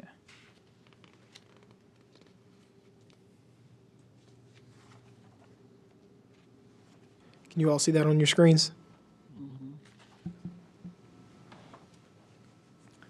And the square footage is average about 750 for the one bedrooms and 950 for the two bedrooms. All right. Any other questions, management here? All right. Cool. All right, so let's circle. We want to get a consensus here on two areas. One was both the leverage. We didn't get a consensus yet on how we felt on that, and then the management piece. So starting on the leverage piece on that, how do we feel about the overall leverage ratio here? In general, I think I heard positive thoughts. We understand the unit, the per unit increase is variable based upon the investments that they're making on the front end, quality of materials. Are there any concerns that we want to note associated with that, but assuming that we understand why that is increase? No, Okay. I think the explanation of the second elevator, I think the as you said, the quality amenities, I mean, it helps explain it. Okay. Yep. All right. So good. Could I see the diversity of the funding sources again? Financial. So total development cost was 19.4 million. Total requested city support was 1.9 million. So For other a sources 9-to-1 leverage of funds. ratio at 8% leverage percentage. Yeah, and it's a LIHTC request. Okay. Yeah. Okay. Okay. And just for the record, most of these deals are structured with tax credit equity, gap financing, maybe their own equity in the entity, and then some type of first mortgage debt. Okay. And then I think we have a consistency on the leverage ratio. Now moving to just the management overall thoughts.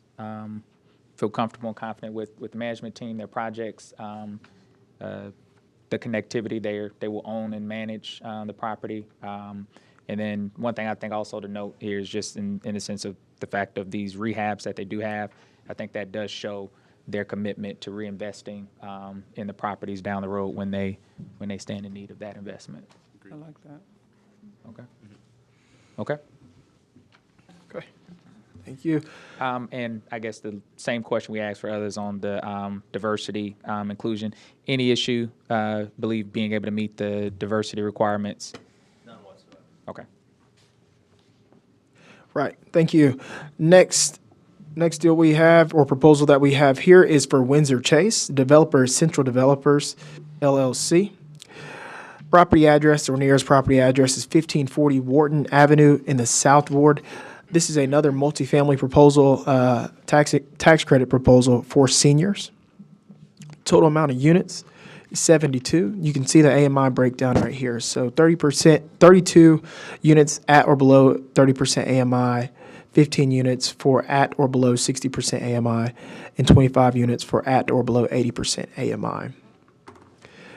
Here's the bedroom breakdown here. 1 bedroom units 36, 2 bedroom units 36, and then again, that's how you get to that 108 when you multiply those. Total development cost $21.7 million. Total request from the city is $1.5 million. Minimum affordability period is 30 years for all multifamily, and then the location score is 43.7 out of the maximum 50 points. Leverage ratio 13-1. Leverage percentage is 8%. Investment per unit is $20,833. Investment per unit per year is $694. This is not in a qualified census tract at all. And then the investment per unit per bedroom per year is $463. They do have additional amenities here. Pros of the development: 1 4-story garden style building with elevators, community room, computer room, fitness room, on-site laundry, and a gazebo. Units will have balcony/patios. Provides much needed housing for seniors. This one includes 72 units. And this one does provide supportive services. They did provide a supportive services plan, which does factor into the quantitative score for additional points as well. Just some highlights of their supportive services plan. It'll include on-site health seminars, self-care programs, legal and financial planning services as well, and a host of other things. They have listed their vendors in their entire proposal package. I did not include that here, but we do have that on the record if that is needed for an additional review. Here's their site plan here. Again, you can see where it's coming off of Big Meadow right here, and then it'll come off of Wharton as well. It's a larger site. They may phase it. I can't speak to that, but we are looking at this one again, just a one-style building, your typical senior family development as well. I stand ready for any questions before the evaluation. Oh, excuse me, total acreage, 11 acres.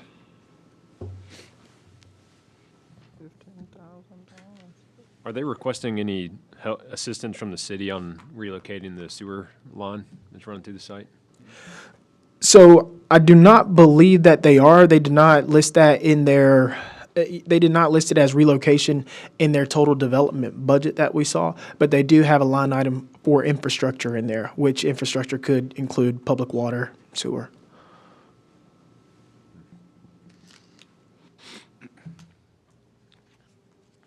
That'd be a good ask if they Absolutely. if they need a little extra help on the fund side. And those funds, so the $1.5 million request, we don't require them to specifically say what it's going to be used for. The only thing that we do typically stipulate is that it cannot be used for the developer fee. So for any other construction, site preparation, they can use those funds. So if it is going to be used for that water sewer line, they can do so. But we'll ask that question specifically. Joe? No, just real quick, how close is, I noticed this one, and all I have is the Stafford Village address. Is that, the other one was near, is this one near the other? Street. Yeah. On the street? Okay. Yeah, and just another record, you'll see a lot of them develop that way because of the NCHFA score as well. When they generate that site score, you'll see some of them in the same proximity. And did you say the developer is or is not here? Do we have anyone from Central Developers here? Seeing none. Again, that's not a penalty to them.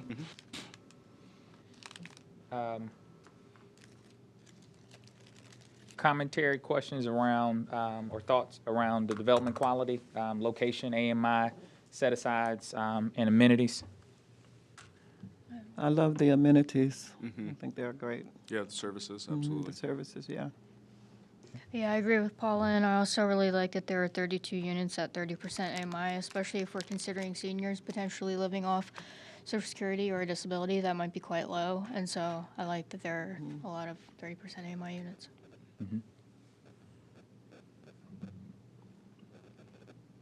How big of, what's the site? How big is the site? Site is 11 acres. 11 acres, yeah, and 72 units. That is correct. Total bedrooms, 108. Only 1 and 2 bedroom units. Other thoughts there? So, really like the amenities on site, like the level of affordability at that 30%, that deep level affordability and set aside, and likewise in terms of location, it continues to be a thumbs up. And the inclusivity too with the seniors with special needs, I think that's particularly good. Yeah. Okay. All right, let's look at leverage ratio here. Yeah, this seems to be in line with, again, a slightly higher cost associated with the senior facility as well as a similar leverage ratio. Okay. No concerns. All right. I like that the acquisition cost for the land is low. I had questions about that when I saw the initial. I'm like, Yeah. did somebody gifting this to them? Right, that it seems pretty low. So I was like, wow. Do we know anything about that? So they'll provide us with a total like development budget, and that was their line item for that acquisition cost there. Was it missing some zeros? That's what we have. I will confirm, but yeah, that's what we have. It might be worth a question to the developer in that regard. There's some new development to the north on the single family. They might have just allocated their basis Yeah. on the single family stuff and just Gotcha. Already on the land. left That's what I it was going to somewhere. ask when we got to the other management. What other projects did they have in proximity, if they did? But yeah, so it sounds like on leverage ratio, we feel pretty much on par, on average with what we've seen, and no concerns here. And but do have a question on the land acquisition cost that we'd like to just make sure that's firmed up. Okay. Development and management team.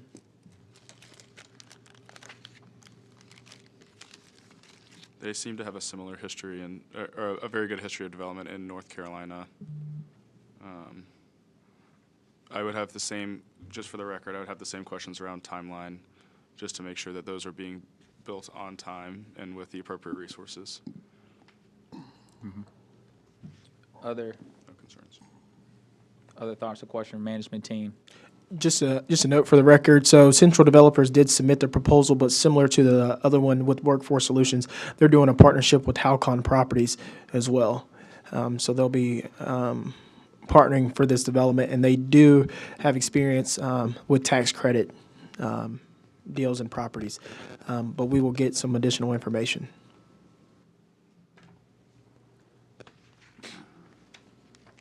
Only thing I'll note, and this is just, I don't know if the other commentary, just management team, I know this is not as reflection on the other areas of presentation, but just the depth of knowledge of what they submitted about themselves. It's not that much in reference to it, so not really getting as full picture, but there is a good narrative there, but still not as full of a picture as others. Which may or may not have any impact on their quality. Do we know if they how recent the last award of LIHTC that they received? No, I do not know off the top of my head when their last tax credit was received. Okay. Cool. That's a question that we can ask. And another note for the record, all developers are required to be at the city council meeting as well. So I'm sure some of these same questions will arise, and they'll have to speak to those. Yeah. And we're nicer. 20% I think it's noteworthy. I see in here, we always strive for 20% MWB with our projects. Yeah. Yeah. Which would answer the question if they think they can meet it, they committed to surpass it. Yeah, same, I had that question. Okay, so any other commentaries just on the management team that we want to note? Okay. All right, and then for the diversity and inclusion, I think they answered that in the statement. Cool. All right. Okay. Do you all want access to the supportive services plan for this, just so you can see who their vendors are? Yes. Okay, I can provide that.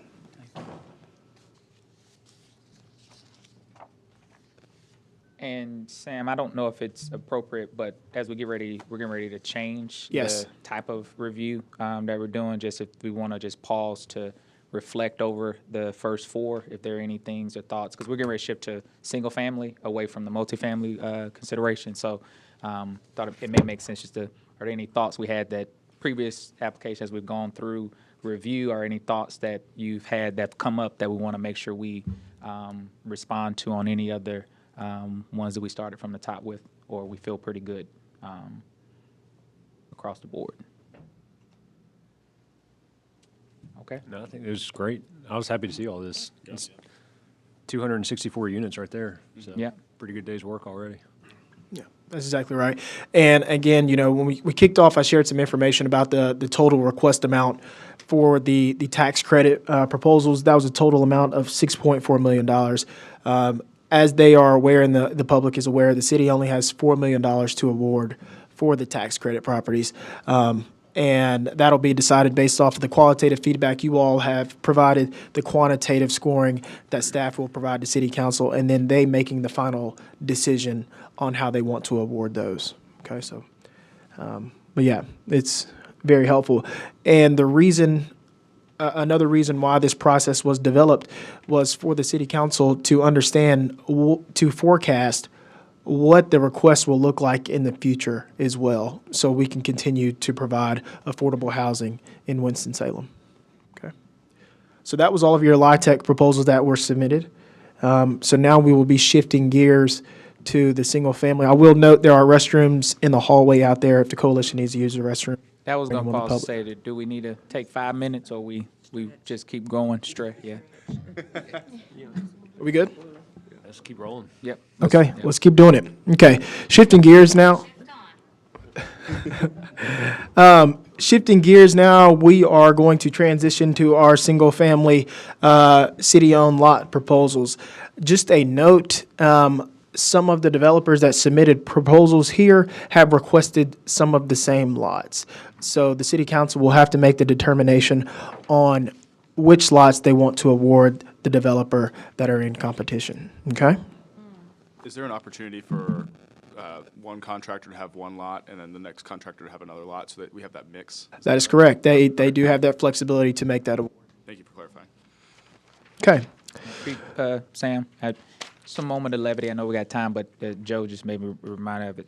Joe, don't feel bad about your phone. It was former council member Dr. Burke. We were sitting in the city council meeting, and someone asked a question that started with an S, and Siri thought they were being talked to, and Ms. Burke didn't know, so Siri said, "What did you say?" Well, just like this did just now. Right, and Siri asked the question, "What did you say?" And Ms. Burke said, "Well, I'll tell you what I said." So, and nobody had the heart to tell her that it was Siri. So, I'm sorry, Sam. No, that's okay. Okay, first one. So these did not have a proposal name per se, so we just labeled them with their developer's name.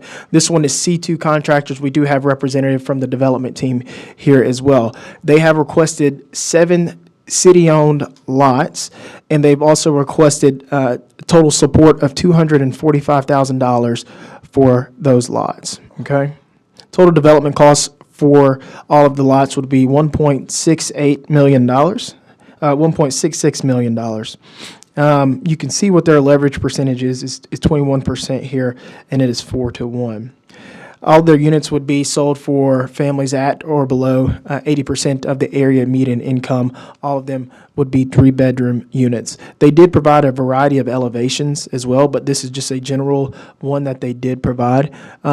Staff does feel like for the lots that they did request, their elevations that they provided would fit in character with the communities that they have submitted the lots in. That was a big sticking point when we were, sharing this information that, hey, when you do submit a proposal, the character and the elevations and the floor plans need to fit with the surrounding community. So staff does feel confident that the product that they are proposing will fit with the surrounding area as well. Again, they will be sold. They can be sold for home ownership, and they will be marketed for people at or below 80% AMI. They do have the option to lease them as well, but they do need to provide property management. Same thing goes. There is an affordability period required for all single-family homes. The city requires a minimum of 15 years of an affordability requirement as well. For the example of home ownership, that deed restriction, that 15-year affordability, sticks with the property even though it is sold, okay? So even when it is sold, within that 15-year period, the deed restriction still applies. Another note, that does not block people from earning equity as they pay on their mortgage as well. So they can still earn that equity when they do that, but it does need to be sold to someone at or below 80% of AMI. There are down payment assistance opportunities here in Winston-Salem as well. So it's located in the East Ward. We'll note some of these lots are in Happy Hill as well. All right, starting first part of the conversation on development quality, AMI, set-asides, and amenities here. Just roll around, thoughts, feedback? It's great to see. Yeah. Just curious about the investment per unit. I know you had said something about 35,000 per unit at some point, and this is 49, so just was that on tell me a little bit about multifamily? that. Was that just multifamily? No, that was for all of them. Oh, okay. But I think anytime we look at single family, though, I mean, just by nature, land costs are going to be, I understand these are city lots, but still, the development costs are going to be naturally higher than you are going to get in multifamily. So it's just going to be built in. So I know we have that 35,000 metric, but I almost feel like we need an asterisk to say, these are going to be inherently more for, I mean, these are all 3-bedroom, right? Yeah. Right. Yeah. Right. Yes. So you're going to have more. I think it's just something we're going to have to keep in mind when we're looking at single family Thank you. versus That's- multifamily. It's good information, thank you.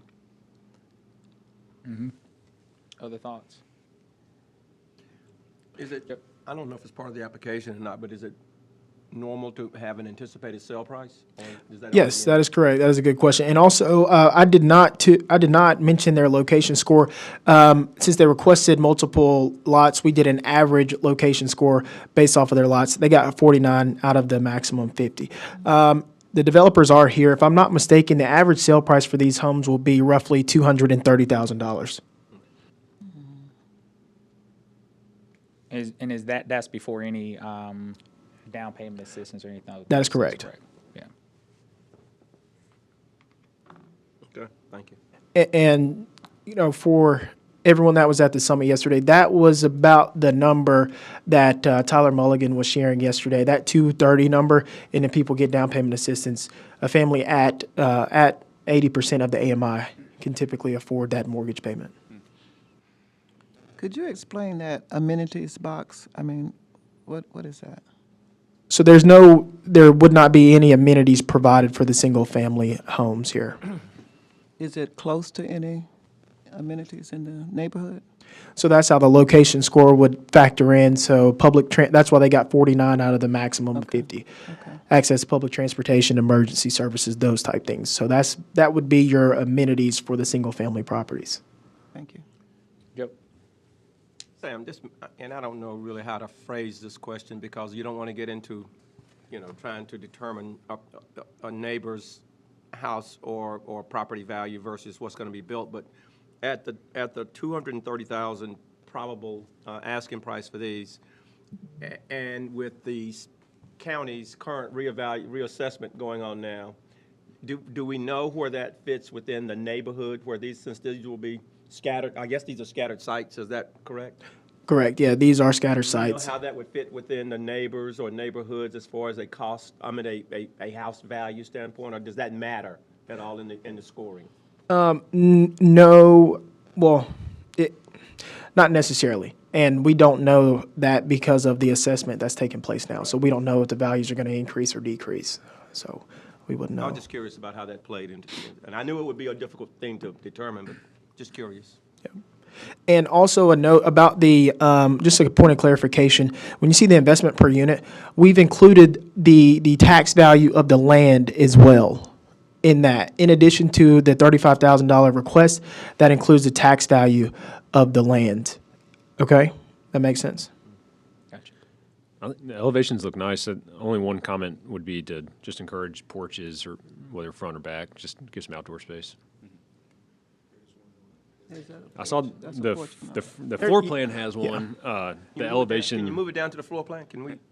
C.C. Lambert, owner of C2 Contractor Excuse me, Space. Sam, We have could an you office. scroll down just a little bit on the screen before CC speaks? Oh, you want to see the Yeah, floor yeah, that plan? part. Yeah, Okay. Yeah.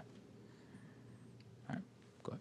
Sure, and we are based in Greensboro. We have an office in Winston-Salem and Stratford Road. Porches, those amenities. There is a small deck, I think it's a 8x8 on the back, which provides a space for them to hang outside. I'm only building something that I would live in. Yeah, I agree. Some of the other amenities that we don't see pictured or even spoken to is there are stainless steel appliances and granite countertops. Great. CC, well, we've got you. Good to see you again. You again, yeah. You said some things I'd love to repeat. Go right ahead, yeah. It's a total bit of a sidebar, just because I know you've done a lot of work in Greensboro. Yes, sir. And I want to go back to the using local subs and all that. Am I remembering correctly that Greensboro, their new she's not new anymore, but when she came in, the MWBE director started a program where they're doing some proactive matchmaking between local contractors and incoming projects, right? Sure, yeah. So have you had any experience with that, or I'm just curious? Well, and is this a softball or what? No, I got you. So, and to your point, so that was started in 2019, I think it was. As a result, the city of Greensboro hired the first minority-owned, and they called us construction manager on call, and that was C2 Contractors. We were pitted against 5 or 8 different construction companies, major construction companies, all of which were majority. As a result of winning that contract, one of the contractors reached out to me and wanted to partner because they realized they couldn't beat me. And again, it was, and I'm not being funny, I'm just saying, when you put us all on paper, we look the same. We just happen to have a better record around minority participations in that we average somewhere around 88%. We've proven over the last 30 years that we know how to get minority-owned subs and grow businesses. So we match those two characteristics of companies, of which I own 51%, and we were awarded the $650 million bond program for the school system. So, yeah, it works. Okay. Appreciate the softball. Sure. You're welcome. You're welcome. So, yeah. Joe, since we're on the schematic, and I just want to make sure that the labeling is correct, and yeah, I'm just looking at the main bedroom. Yes. And that door off the main bedroom on the left says, that looks like pantry. So should that be closet versus? Yes, sir. Then the I'm pantry sorry. is supposed to be where there's no label? Correct. Okay, that's you what are I was correct. I just wanted to make sure. Yes. Since we have you, I'm going to jump down to leverage resources. Are you requesting that the lots be purchased at less than tax value from the city, or are you planning on purchasing at tax value? Well, these lots are supposed to be awarded at $1. Right.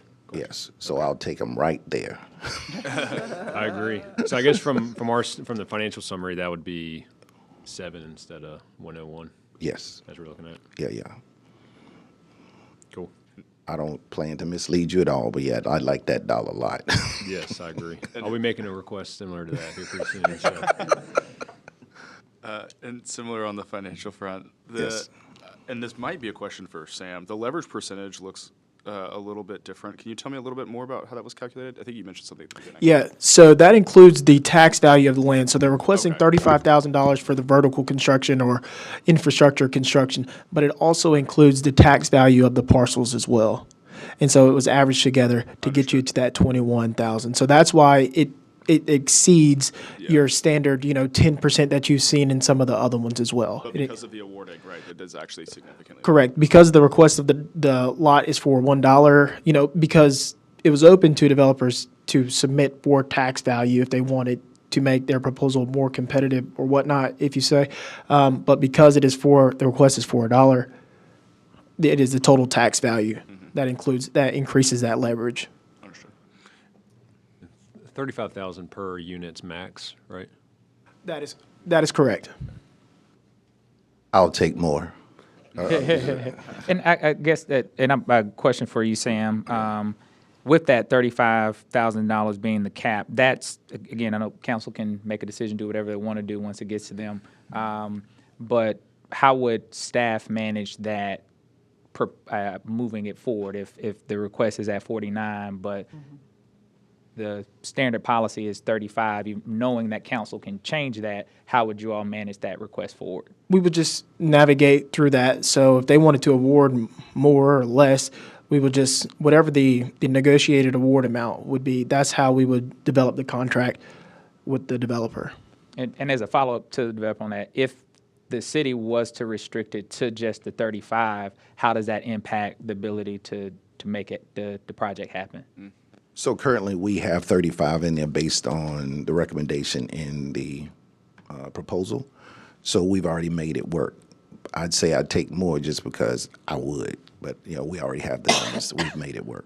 I got you. Understood. And then another one there on that same side around, not from me, but I know these questions will come. Yes. What type of materials, aesthetically, are you all using, siding and that kind of stuff, the quality of the actual build for the houses? And so I tried to allude to that on the front end. I don't know anyone building affordable housing with granite countertops. So we would have siding, stainless steel appliances. We've upgraded to laminate floors. We do have carpet in the bedrooms. We do subway tile on the walls in the bathrooms. We do have a standard, tubs. Yeah, we did not go to shower. But we do have all of the lighting has been upgraded, so it's not just simple, and most of it's black. I wish I could show it to you. The desire for us is to do what hasn't been done. So if I were to show you the real numbers, we don't make a whole lot of money off of this. We make our money on the commercial side, but our commitment to our community is on the affordable side. We only do affordable housing. So if we can get this thing right and really show that we can give these kind of amenities in our community, we want to set the standard. And no garages? Not because I don't want to give you a garage. Well, no, I'm not saying I want one. I'm just for the record. For the record. The minute I add a garage, I'm looking at another $15,000 unheated square footage, and I just feel like it's something we need to be able to live in. Now, I can certainly provide that, but at this point, we have not figured out how to keep that cost under $200,000, and certainly not reaching for $250,000 with a garage.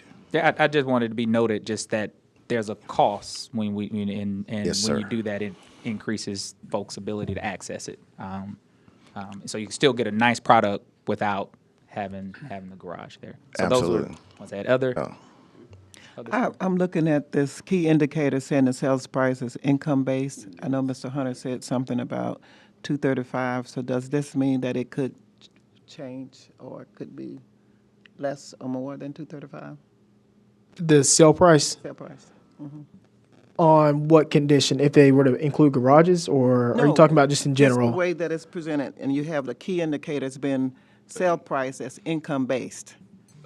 Correct. Well, they wouldn't. It would be out. It wouldn't be able to price it at a level someone at 80% AMI could afford if they really exceeded that 230 number. Also, there is a affordability home sale price that HUD puts out there, but again, that's not attainable for households at 80% AMI right now. Okay. We got Noah, Dixon, Joe. So you mentioned stainless steel appliances, but as far as those appliances go, are they all going to be Energy Star? What do you have as far as energy efficiency goes? You're asking too much, but no, they are. I was kidding. So certainly Energy Star. There's a level above that which I could strive for, but I can't get stainless steel in that and be able to place it in the house. It's a little bit too costly for me to do it that way. So they are Energy Star. Great question. And heat pumps as well, or? Yes. Okay. Yes, absolutely. No window units. Can I go back to your question? Because what we've run into is when you build a house with these kind of standards and these amenities, everyone wants them. The last time we built, we took it off the market in 3 days because we had the costs run up, and we're saying we were committed to selling at a certain price. So absolutely, I could get more, but that's not why I got in the game. And Mr. Hunter says wherever we decide we're going to sell that, that's where we're going to do it and continue. Hopefully, we'll get a couple of more dollar lots, but that's what our plan is. But I appreciate the question. Dixon? Yeah, going back to something we heard yesterday and that chart that Tyler put up, an area that we also try to focus in is kind of the bottom left of that chart. So we're talking about wealth accumulation plus production, and that is exactly what's going on here. So, and I appreciate the 15% affordable period. I wish it was a little bit less, but we can't do that. But it's nice to see that you got folks coming in, and we've got real wealth accumulation opportunities for folks. Thank you for holding on to that as a commitment from us. And if I was to tell you our real story on why I'm even in the game, a young lady by the name of Andrea Harris invested in me 30 years ago. And all she says is, and she trained me. I've been all over the country to learn business and this kind of thing. But she says, so you can appreciate, boy, bring it back to our community. So at that investment moment, it is, how do I help change outcomes for people that look like me? And wealth, economics is my sweet spot. So if we can put housing in the hands of folks that customarily wouldn't have it, and certainly in this climate, it's almost not a no-brainer. You just can't get to it. This allows us to do it, and if we could do more or figure out how to do more, certainly we would. But wealth, and that's my 26-year-old legacy building. We have to be committed to that, and if we don't do it, who will? And for you, Joe, just a piece on that 15-year. If I'm not mistaken, though, Sam, they can buy out of that 15-year. So even though the 15-year affordability is required, if they sell it or something happening, they would have to repay whatever the city put into it. Correct. per That's property. exactly right. So they would need to repay the amount of the loan to the city if they wanted to get rid of that deed restriction. Yeah. So and I only say that to say that if there's a high appreciation that happens over time and the owner really wants to get out, there is a method for them to get out of that before the 15-year and potentially still walk away with a decent amount of equity. Not to put John Kuros on the spot real quick, but he is, John is our construction management project supervisor. He has analyzed and looked at all the elevations on here, and he can speak to the quality of what he's seen virtually. Obviously, we haven't seen anything out of the ground yet. But, John, do you want to add anything as far as the design quality and how they've kind of matched the design quality standards in the guidelines? And so, thank you, Sam. So basically, the applications, one of the things, prerequisites, was to make sure that they were following the guidelines that we provided. And based on, as we're looking now at C2 contractors, based on the illustration of the house that they've provided here, they've got all the key components. It's a masonry skirting around the foundation. From everything we've seen, they've got vinyl railings for the steps, dual hung windows, vinyl windows rather. It's for the price range in today's market, it is extremely, really hard to hit that mark and provide a good product. But what C2 Contractors is doing here fits the bill, and it meets our criteria, which is basically what we use to go by.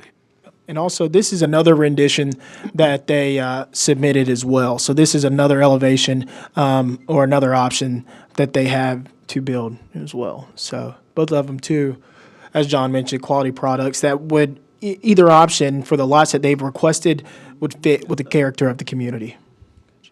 Joe? I just had a quick, this is to you, Sam. Yes, sir. Actually, because on the amenities, and I know Paul, I think I asked about it earlier, but apparently there's a standard that you all know about, because it says priority 1, 5, the other ones have like 4 or 5. So that must mean something as far as, is that a standard for priorities? For amenities, excuse me. So the priority is actually in the city inventory map book. The lots are listed as priority 1 and 2. So the lots that they have requested are in priority 1. Okay, that's what that means. Yes, sir. Okay, all right.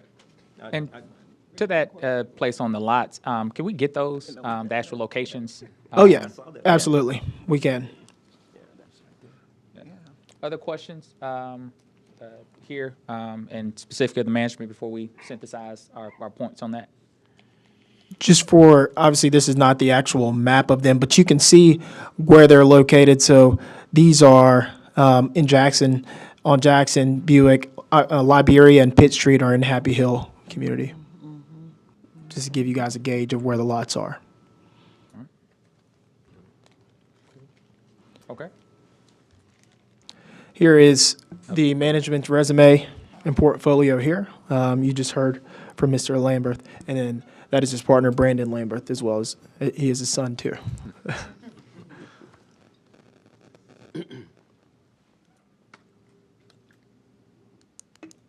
And how long have you been in the building business again?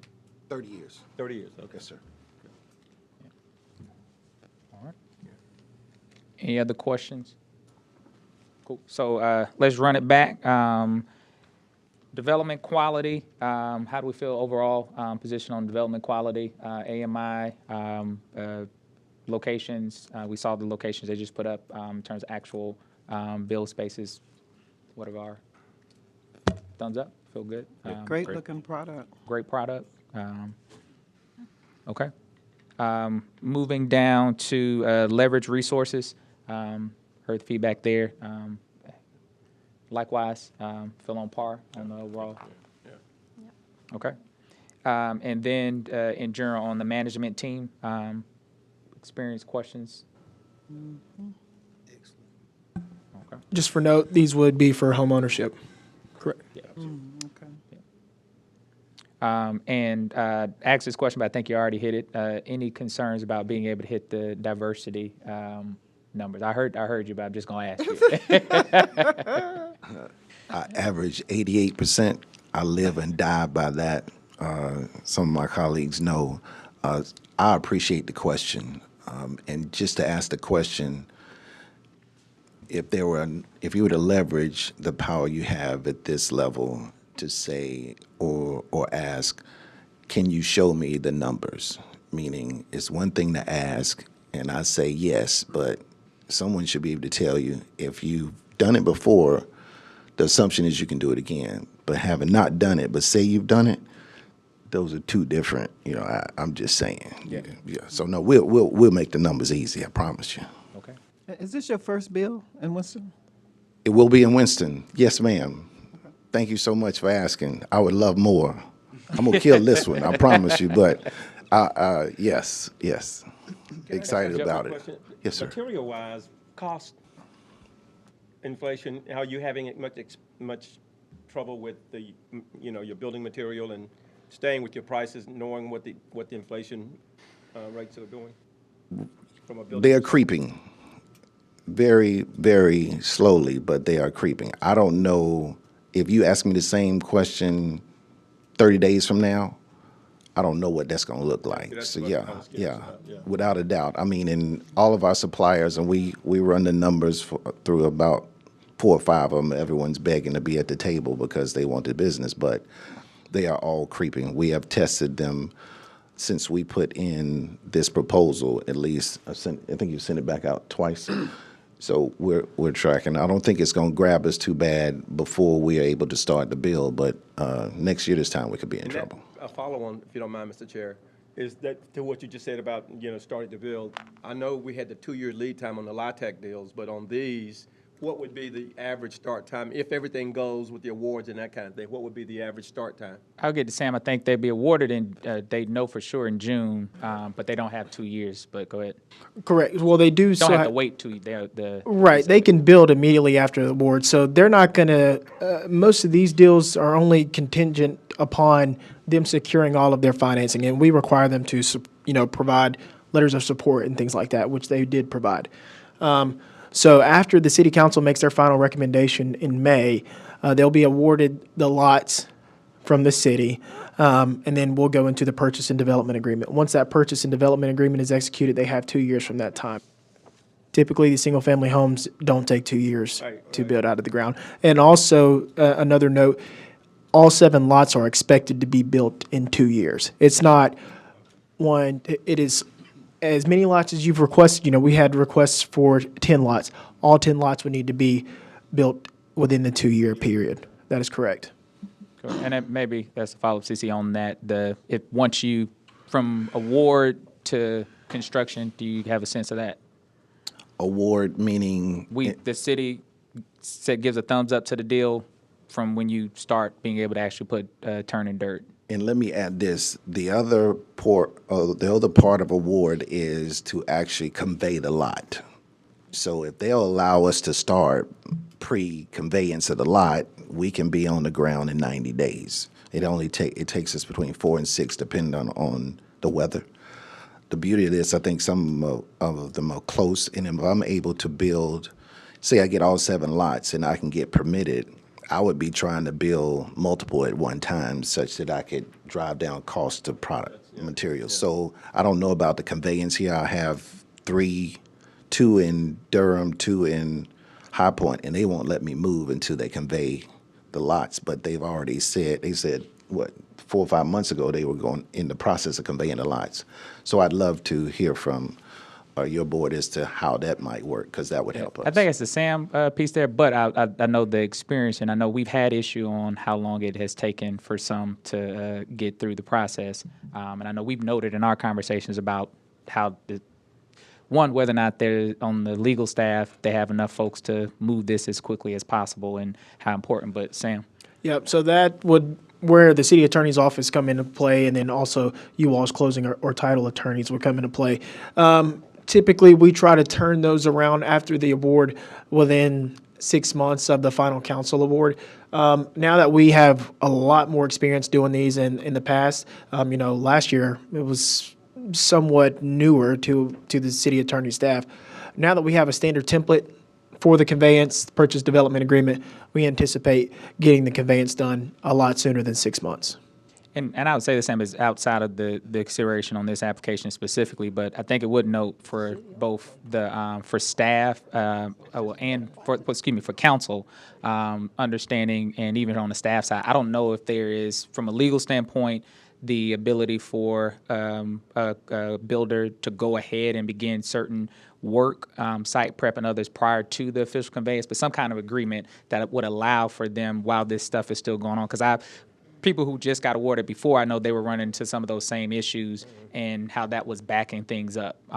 So I don't know, I don't believe that exists right now, but something formal that would allow for that to happen, so that particularly on these, they can get to construction as soon as possible, and they're not waiting on the cogs of bureaucracy to move. Something similar to like a site control document. Yep. Love that. Yeah. I mean, anything we could do to expedite that. I mean, it's just amazing that it takes that long, with the internal process. Yeah. It's not like you got to go to Raleigh or D.C. or whatever to try to get permissions and then come back kind of stuff. That's just, Yeah. As a citizen, I fail to see the. Yeah. I draft Mr. Brooks to write them.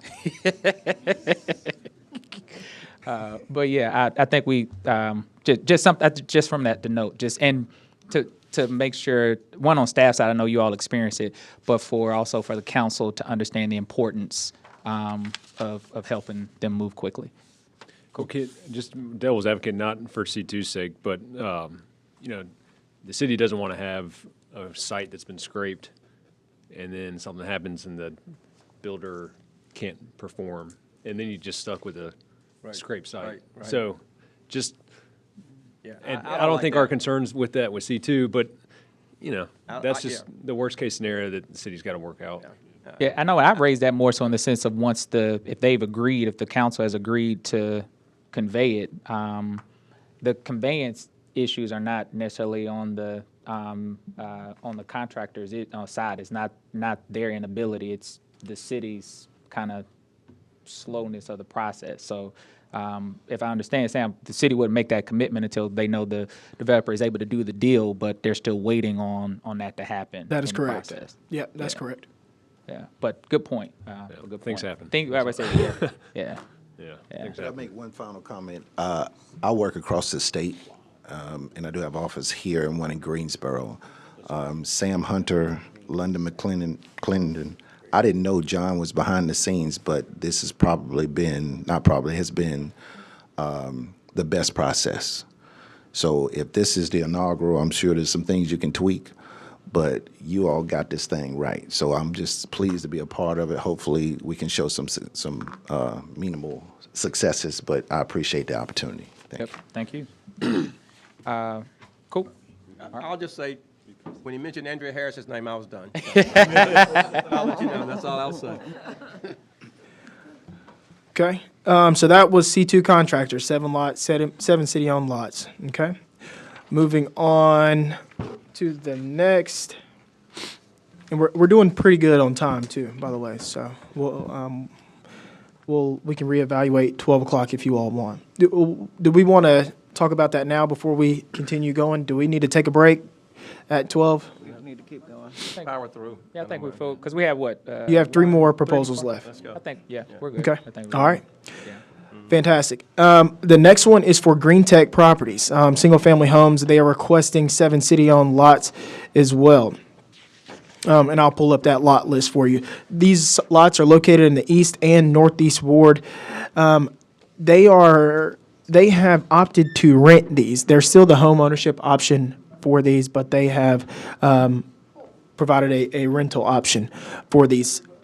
Total requested support is $160,000, and the city-owned land value is $73,200. And again, that is at the tax value that we've received from the tax office. Please note, this is not the new assessed value yet. So these are the previous assessment.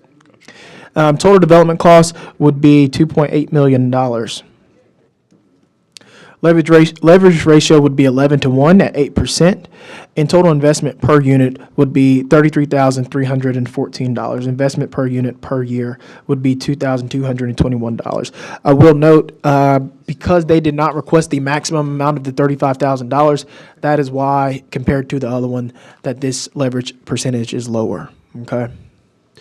Out of their average location score out of all the lots that they submitted, they did receive 49.4 out of the maximum 50. Even though that says sales price, they have optioned for the rental option, and that would be income based as well, and that would be at or below 80% AMI. All of them would be 3-bedroom units. So 7 3-bedroom units for a total of 21 bedrooms. Okay. Affordability period for this would be a minimum of 15 years. 4 of the lots were in the priority 1 category. This is elevation that they provided as well. I don't know if we have representatives from Green Tech here. I'm seeing none. So. And they didn't provide a floor plan, I was going to ask the same.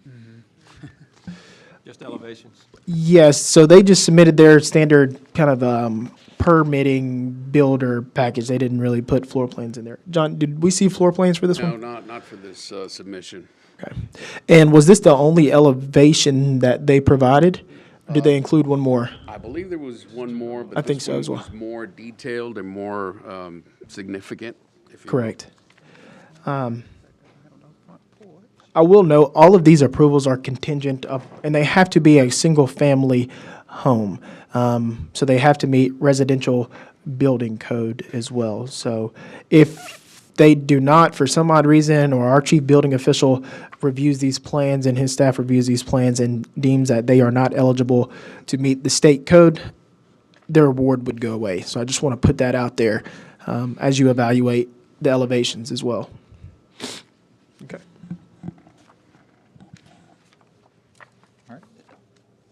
Questions on the development quality? Do we have the locations of the locations of the lots? Is this one that overlaps with previous one or not? It does. That is correct. So you can see where they overlap on Liberia Street and Pitt Street as well. And the same address? yeah, on the same one. Same So address. all seven of them overlap. So that will be interesting. Yeah, how's that possible? Are they bidding for them?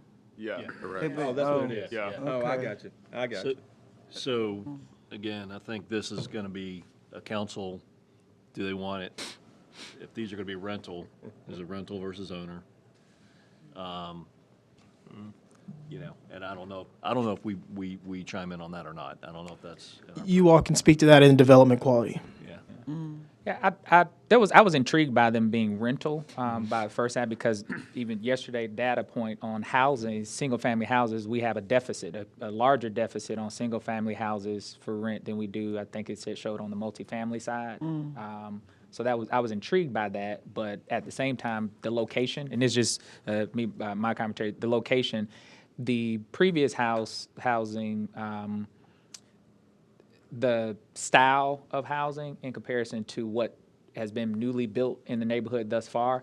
I don't know if we look at consistency. I know rezoning, they look at consistency, but in this, the style of housing, you look at the Happy Hills, the existing ones, I think probably built 2005, 10 era, those style of housings, they're not like these in terms of the style of what they look like. They're more like the previous version, as well as Habitat's building on the other side, and theirs kind of more like what we saw on the previous one. So just as a note in the neighborhood that these are a little bit different aesthetically than what's there, but I know everybody needs a touch point, so.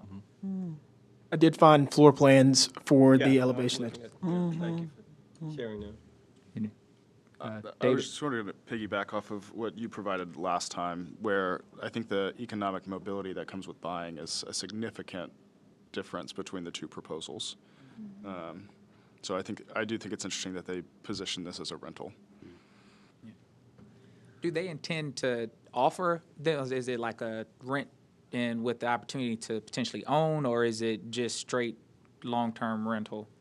Yeah, they only provided us with their rental portfolio and how they projected that to look like with a pro forma.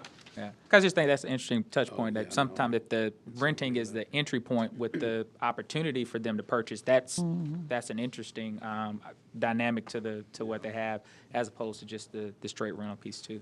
But others? So if it's a straight rental, it's this is a 15-year window versus a 30-year window for the LIHTC deals. That is correct, because it's single-family property. So there's that consideration. We'll say on the market side, build to rent, single-family homes are the hottest thing going right now, and it's definitely filling a niche in that market.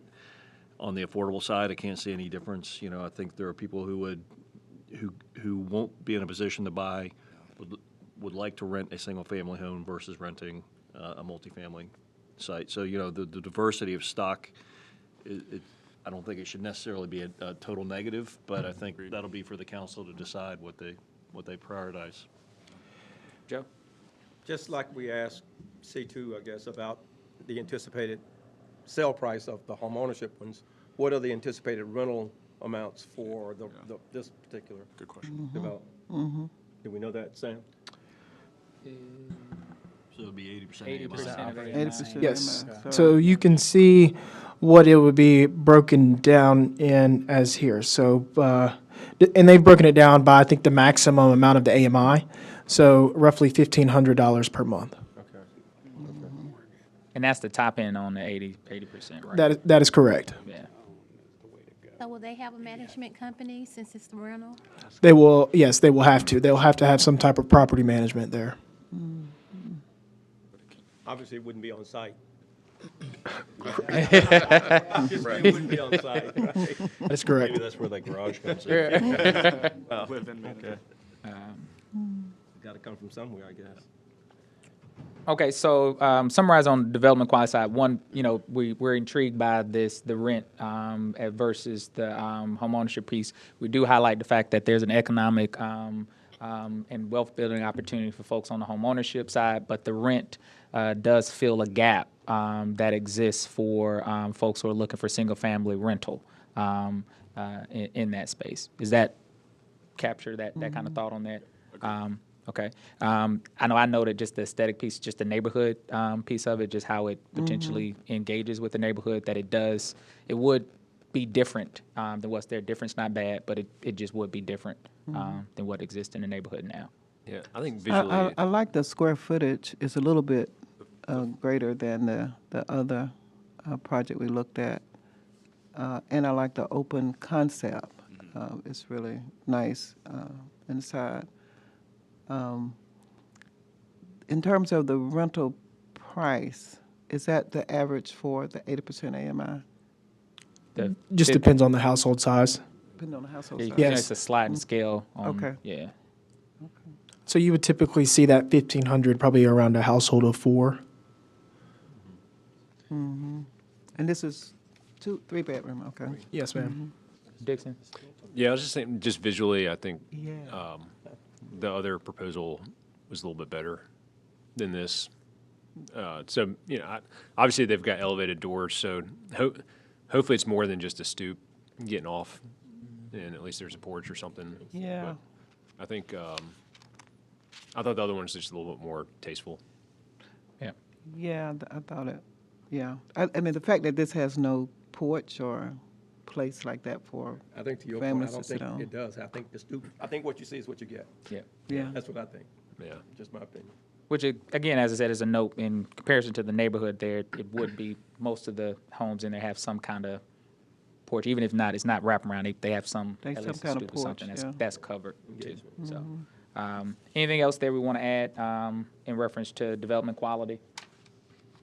All right, if not, we want to roll down to the leverage resources on this one, and feedback or thoughts. Looks, Well, because it's rental, I think it's fair to compare it to the LIHTC deals in terms of the leveraging, and it's good. I mean, it's in the spectrum we want to see. yep. Do we know why they're requesting less than 35? To make their proposal more competitive. Makes sense. How about that? Since the price is right, 99 cents. But yeah, intrigued. I wish that There was any the, question you have there? Do we want to ask back or just? Not without getting on a soapbox, no. Okay, but that's to John's point, this does appear to be on par with the other rental and LIHTC program, so no real concerns or questions here. Okay, management and development team. So, Can I go back real quick? Yes, sir. I'm sorry to No, have no. to- But to your explanation about the amenities, and I'm just looking at, you said that was based on the lots and where they were, so the previous deal had 5, was the priority one 5? This one has priority 1, but it's the same lots. yeah, that's a great point. I'm not sure why why that's wrong there. That should be priority, there should be 5 in priority 1. Okay, that's what I was. Thank you for identifying that. Yep. And I would say from an amenity standpoint, these folks who live over here, they have a lot of built-in amenities. You have Happy Hill Park, you got a splash park, you got a track, you got a recreation center, Yeah. Well, I agree with that. Yeah. I'm just curious No, about yeah, the- I was just as an added note, they, just by the neighborhood, they have Yeah. a lot of, Well, no, it's lot of based good on stuff. On the lots, it's the same count of Thank you. lots. Thank you. Didn't mean to backtrack there. No, you're good. Thank you. development management team. This is a resume of the partners. I believe there's 2 partners that'll be involved with this, Tony Hartman and Gabriel Adele. You can see Tony Hartman's resume here. He does have some experience being a property manager and also doing construction oversight and management as well. Now, he is from Winston-Salem and has developed in Winston-Salem before. Yes, company is located in Winston-Salem. The city of Winston-Salem has never done any business with them. I will note that. Okay. Any questions here? And when I did that was just trying to look at the other projects. That was the piece. Others, thoughts? This is his other partner here, Gabriel Adele. So, just from staff observation, not a lot of experience in residential development. Does have some electrical experience and whatnot, but not so much in the construction side. How old is this company? I'm sorry. How old is the company? How long has the company been in existence? So this would be a new formed entity, these partners here. I think from what I was reading, I think one of them, I'm not sure if it's Gabriel Adele or it's the first. I know one of them, they have another company that's more so have been focused on like renovations and that kind of work, not necessarily new construction. Right. And so it may be a pivot from kind of what they've done, but a lot of experience around renovation and rehab work, but not necessarily ground up construction. That's correct. So that would be Tony Hartman's with Triad Home Improvements, and he shares a little bit. He doesn't share his properties, but he does share some of his experience with property management and development. Yeah. What is their MWE participation? So they would have to 10% of the total development amount. They would have to have that. Again, we give the same disclaimer, so they would have to adhere to that policy.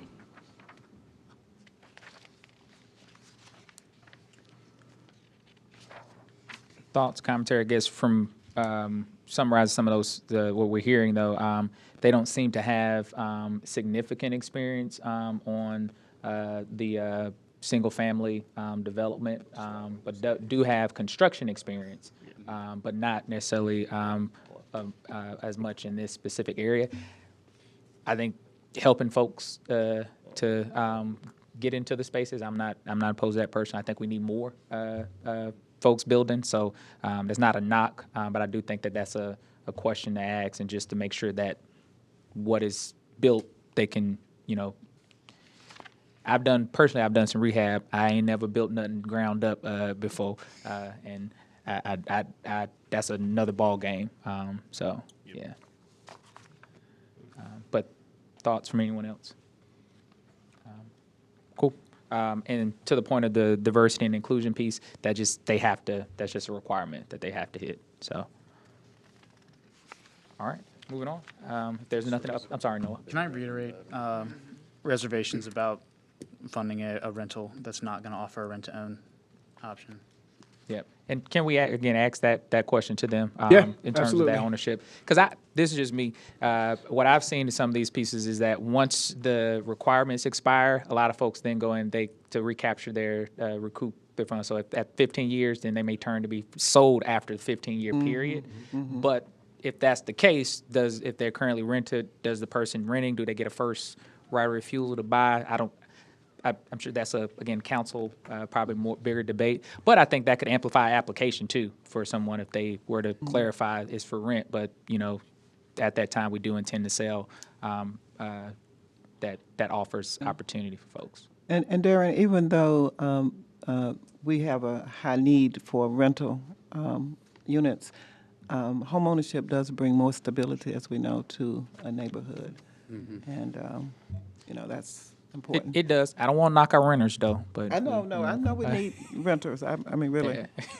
Being good, Dawn. Yeah. Okay. Well, sorry. Any other questions that I need to pose to the developer for response?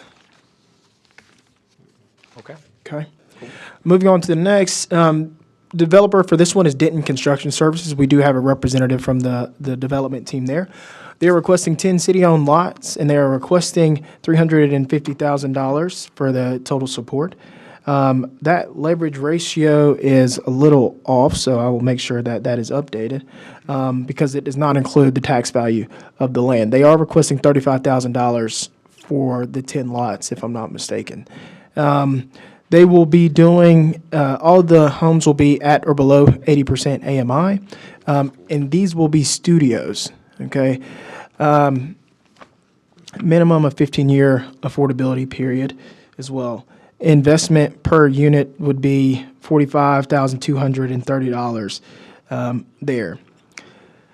I will note a lot of this project will not take on first mortgage debt.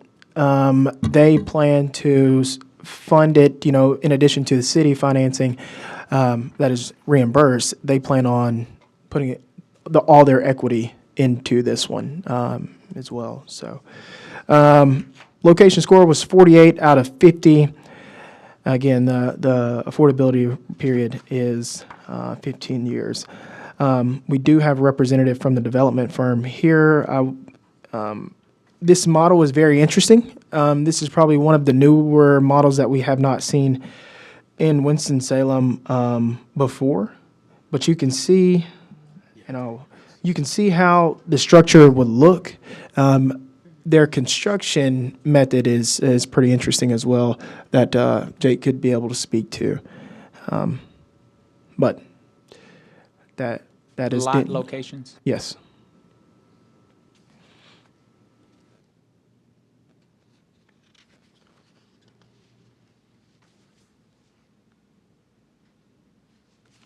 These are the lot locations here.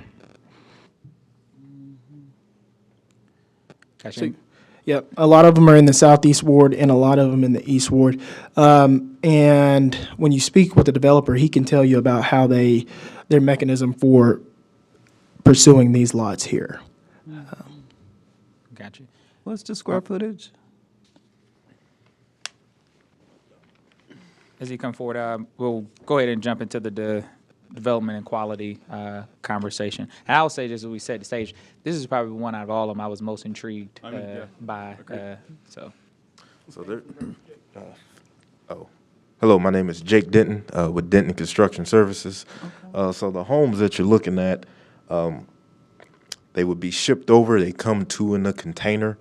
We pretty much get our foundation in, then we unfold them. Bring the roof out, and we pretty much do all the work ourselves, so we have a lot of the equity in it. As you see the design, it can be different to match what's in the neighborhood, but for the most part, it's just a standard. Again, they come two in a container, so we would get two, set them, and we're looking at the 10 lots that are, scattered across the town. Does that answer any questions Paula? up front? Square footage. What is the square footage? Between 400 to 600 square feet. So I'm like, when I saw this, I was intrigued too. So, relative to a stick-built, the timeline on the actual construction has to be much less, I would imagine. Yeah, about 2 months. Okay. Yeah, about 2 months per unit. Okay. Yeah. Are these unfolded on site when they're coming from the container? From the container, does the container unload them at the site that they're going to be constructed at? Yes, so we would need a crane to set them on the foundation, and once they're set on the foundation, then we unfold them and complete the installation process. And what's the construction material? So it's metal. It's pretty much a metal home, and That's the structure. structure. Yes, The outside coverings is what kind of material? can be vinyl siding, metal, shingles on the roof. There are options to change to match the neighborhood, so it's not a completely set in stone finish. Based on what we need to change according to the surroundings. It doesn't look like it's sitting on a slab. What is it sitting on? So it'll be like pier foundations. So it could be maybe up to 12 piers, and that crane will sit the container, the home, on the piers. We fasten it to the piers, and then we put a skirt around it, which is what you see is why you can't tell if it's on a slab or not. Where are these being shipped from? Overseas, China to be exact. That's why I knew they did a lot of stuff like this. So are you concerned about potential cost increases with tariffs and things like that? It could be a possibility, but not really concerned to answer the question. But yes, that is a possibility. What is I don't know how to ask this, weather durability of it? I mean, if that makes sense. How does it? I know you said like whether they'd have, you can answer, but I know they'd have to meet the city's code on load from roof as well as wind Resistance. resistance. Yeah, they're watertight and built to withstand weather elements of that. Now, is this a one-bedroom or? Studio. So yes, one bedroom. We do have a plan to offer 2 bedrooms, but for the most part, they're 1 bedroom. And these are for sale or rent? We want to explore both options, some for sale and for rent. What was submitted was for rent though, but they do have the option to do that. Still gonna be the. So they have both options. What was submitted was for rent. If they do want to go to the ownership, they can do that as well. But from what we received, we anticipate them being for rent, still with the 15-year minimum affordability period. Gotcha. I just follow back to Noah's point on the previous one there, just maybe the thought around the rent versus the sale. Could you share your thought, just the... In terms of the number? Well, no, I guess the rent, yeah, how much would you be renting them for? Excuse me. So we started off around 700, so between 700 to 800 was the number that we thought about. Yeah. Okay. And if they were for sale? So for sale, this may change between 50 to 60. I think that in particular is the most interesting part, where it's hitting a market that isn't really met from a home ownership perspective. Yeah. It's a market that doesn't It doesn't exist. Yeah. Oh, yeah. It would be great to offer these at, like, for especially first-time home buyers or people building that equity that are living alone. I think that's a really intriguing Great. offer. It's almost like a tiny home. Yeah. Yeah. So, I know you mentioned you were interested in exploring both. What is that mix that you would be interested in exploring between rent and own, or rent and selling? So, I'm a part of a team. So it's 2 other individuals. So we were thinking half and half. So 5 rent, 5 sold.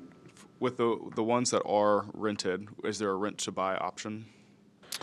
We haven't really talked about that. Okay, that's right. Okay. Dixon, Joe? Oh, okay, I thought. Well, I was, without seeing the lots specifically, obviously these homes are quite a bit smaller. Is there an opportunity to arrange a few, like 2 or 3 on a lot? Yes, there is. We don't know if zoning would allow that, if there's some zoning restrictions on that. So we were thinking 1 per lot, but definitely with the square footage of the home, we could put more than 1. Yeah. Yeah. I don't know if the city has any comments on that, but I'd hate to see a large lot be filled up by just 1 small unit. Yeah, that's correct. And Kirk can speak to the zoning district requirements there. But as far as Jake may want to speak to how they identified these lots as well, because some of these lots, the size of their product is suitable for this lot, even though some of the lots may have some topography challenges. So, and to that note, we aimed at the lots that were .22 and under, just to maximize using the lot, and also some of the lots were undesirable. Right. So we pretty much went for the low-hanging fruit, because these don't require a lot of space, so to speak, or acreage, rather. Yeah. To that point, I think that's something for us to make sure we note on the development quality piece, that they intentionally put into use land that probably wouldn't be able to be used for any other larger development. So, yeah. Joe? 2 questions. One is on the pier foundation that you talked about, and how what they would be placed on. And so I'm just trying to visualize in my mind, are those piers driven into the ground, like a pile driver kind of thing, that these 12 piers are placed for the house to sit on? Yes, and it could be, I'm going to say cardboard, but drums, sometimes you see them placed in the ground and then they'll fill them with concrete. It's a similar process. But there's a base? Yes. There's something on the base for that box? Yes, for the house to sit on. Okay. Yes. Okay. I was just trying to get that concept in my mind. And my second question, Mr. Chairman, is, so the $350,000, that's the project, that's the development cost, is what it's costing you to get them from China to that site? Yes, along with the cost of developing the land and also materials to get the foundations in. And the utilities and all, so. Correct. So but all that's in the $350,000? Yes, and we also would need, it's a question down the line as well, if because we are able to acquire 10 lots, are we able to work with the city to minimize the cost on the connections, such as water, sewer, all those kinds of things. Just to answer the coalition's questions related to doing multiple units on a lot, all of these lots are currently zoned a single-family district, so obviously the question would be, are these lots even large enough to be appropriately zoned to a multifamily district or further subdivided into smaller single-family lots? So again, the first question is the practical question of could it be done according to the ordinance? Then the second question is, if it could be done, is it something that the planning board would recommend, and would city council ultimately give final approval to that request? There would be 2 public hearings through that process as well. So again, there may or may not be concerns from folks in these neighborhoods of further subdividing lots into smaller lots. And again, those residents would have an opportunity to convey their thoughts to the planning board and the elected body. Also, just to mention, there is an increased cost if rezoning were to take place. There's a fee that's associated with that, and there would be additional drawings and things of that nature that would likely need to be prepared. So just to give the coalition a little more information. Are ADUs allowed by right now? They are, Single-family? Dixon. So basically, again, I want to caveat that by saying there has to be room for the required setbacks and things of that nature. But yes, all property within the city limits that's single-family zone does allow 1 ADU. In addition to the setbacks, isn't there also a ratio? There's an 1,000 square foot ceiling for ADUs. There's a minimum 576 square foot floor. And again, the calculation between those two numbers is based on the size of the lot and the percentage the ADU would take up. But again, even if you have that 576 square foot floor, you're not allowed to break your 5 foot required side and rear setbacks to get that. So it may be smaller. I'm assuming a lot that's 0.09 acres is going to be a pretty difficult ask to meet that requirement. Yeah, I would say that based on that number, these lots are probably about as small as they're going to feasibly be. And it sounds like the gentleman has already kind of used that as part of his pro forma and selection process of finding lots that are good for the type of product that he's looking to develop. Noah? I was just going to ask, Samuel, is it possible for us to get a dimensioned floor plan or something like that for these? Yes. When you say like a, let's see. Similar to what we have, but just with numbers as well? So per room. Yeah. Yeah.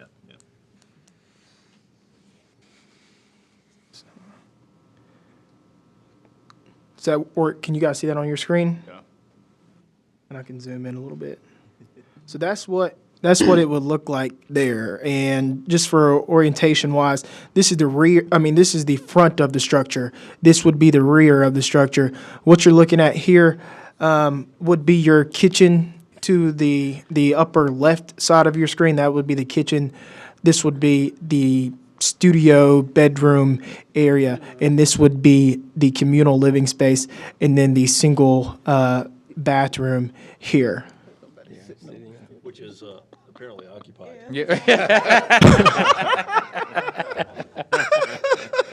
I guess that's just to give you a good visual, an idea. yeah. There you go. We'll note these are only stand-up showers, correct? Paula and Joe. I actually love this, but in terms of the surrounding neighborhood, and I can't remember where you said these were going to be located, but how has the neighborhood, other residents been vetted in terms of this? But because this is different, right? In terms of the type of material that we're using and, just different. And so how has the community around it responded, or have they been vetted? We personally haven't vetted the neighborhood or vetted the residents. I can say that some of these lots are standalone. Like there's no house to the left or to the right. Some of them are on a corner. Some of them are in the middle of a neighborhood, again, with no house to the left or to the right. So it essentially is isolated or by itself. Okay. Joe? Yep. That was one of my questions. Thank you for asking. The only one I got now is, Jake, do you know, obviously this apparently from what everybody says hasn't been done in Winston before, but do you know how this type of housing has been received or accepted in other parts of either the state, the region, or the country when they've been, because obviously this is not the first time this kind of housing is being produced in, in the United States kind of thing. So do you know what the past experience of developers of this kind of housing has had? In comparison, there's a company called Boxable. They're like blowing up, and I believe they're doing this similar housing in Texas and other states, and it's just, I mean, it's taken off. Oh, really? A lot of demand for it? Yes. Yes. Okay. Other questions? Just kind of shifting back, maybe since we got you, we'll circle back through all the other points here, but just management and development team questions there, just to, while we got him. Yes, and Kirk, do you want to make a statement real quick? Yeah, and I do want to address, again, the question you asked the gentleman from a inspections and permitting perspective. We haven't seen any product like this be successfully developed in Forsyth County, and this goes back to something that the board was talking about earlier, but it's just a question of code. So, again, first assumption is that this is something that's a modular product as opposed to being a HUD labeled product, which again, it's going to have to meet all the requirements of the state building code. So you've got things such as snow loads, wind loads. The energy code is going to be a big thing in terms of the values of the walls and the windows and all of that, which again, I've not personally seen in a product that kind of is unfolded on site that can meet those standards. So that's something that we would kind of need to see that documentation if this was awarded for the project to come to fruition. Just looking at the plans that we saw up there, those were not standard imperial units of measurement, so we would obviously need to be working with something that's going to be in feet and inches as opposed to centimeters and millimeters, whatever we saw on the previous slide with the figure in the restroom. So just want to make sure that the coalition is aware of that. Yep. Please. David, go ahead. In response to those comments, do you have another vendor that you would be partnering with if this money were to be awarded and this modular building was not up to code? Yes, we would have proper documentation and stamped engineered drawings, all the things that we need that would be asked and required of us. Sorry, let me rephrase. If this particular vendor from China did not meet code, would you shift to a different vendor, or would you modify the building itself to meet code? We had to explore that, but I'm sure we would modify it to meet code. And maybe follow up to that now, go to you, Paula. To that end, have you all had those conversations thus far with the vendor? Reason I ask, I know 2001, there was conversations around some different type of housing, and it went through that process with staff in planning. There were temporary units, and they were getting shipped from somewhere else, and we went through that same process of the roof, the load for snow load, and the walls and proper insulation, those things, and the vendor had those, they varied. So the vendor was able to meet it, but the cost changed based upon what additional they had to do per unit. And so I just want to have that, has that been a part of conversation with the vendor? So I may not be able to directly answer that. What I can say is down in Southern Pines, North Carolina, we're actually working with the county there to bring one in and set up for a showroom. So I do believe that we'll be adequate in meeting the requirements. Gotcha. Okay. Paula? I was noticing the zoning on all of these, and all of them were RS9 except one, and it was RSQ. I'm not familiar with RSQ. Could you elaborate on that for me? Yep, Kirk's got you. Give me 1 second. Hi, Paul. To answer your question, RSQ stands for Residential Single Family Quadruplex, and it was something that we created in 1994 under the previous UDO, and it's carried forward, but it was designed as kind of an infill district, so it could theoretically allow single family, duplex, triplex, and quads. But the caveat is when you look in the UDO, there's minimum lot size requirements to do each of those. Based on, again, the lots in this grouping here, they would still only be allowed to do single family on that, and it would just basically be a small lot, single family. Thank you for that. Joe? Real quick, I know you said, Jake, that part of them, we're gonna be, theoretically, I guess, rental per half and home ownership. Do we know if the home ownership ones do these, or does anybody know whether these qualify for secondary market purchase? In terms of, are they lent, will they? Yeah, well, I mean, will I be able to sell them to Fannie Mae, Freddie Mac, any secondary lender? I don't know. Good question. I mean, obviously, unless somebody can pay cash for it, they're gonna have to finance it kind of thing, and so. That's a good question. I'm just curious whether that's been tested or not. Do you have any knowledge? I don't know. Do you have any knowledge of why it wouldn't?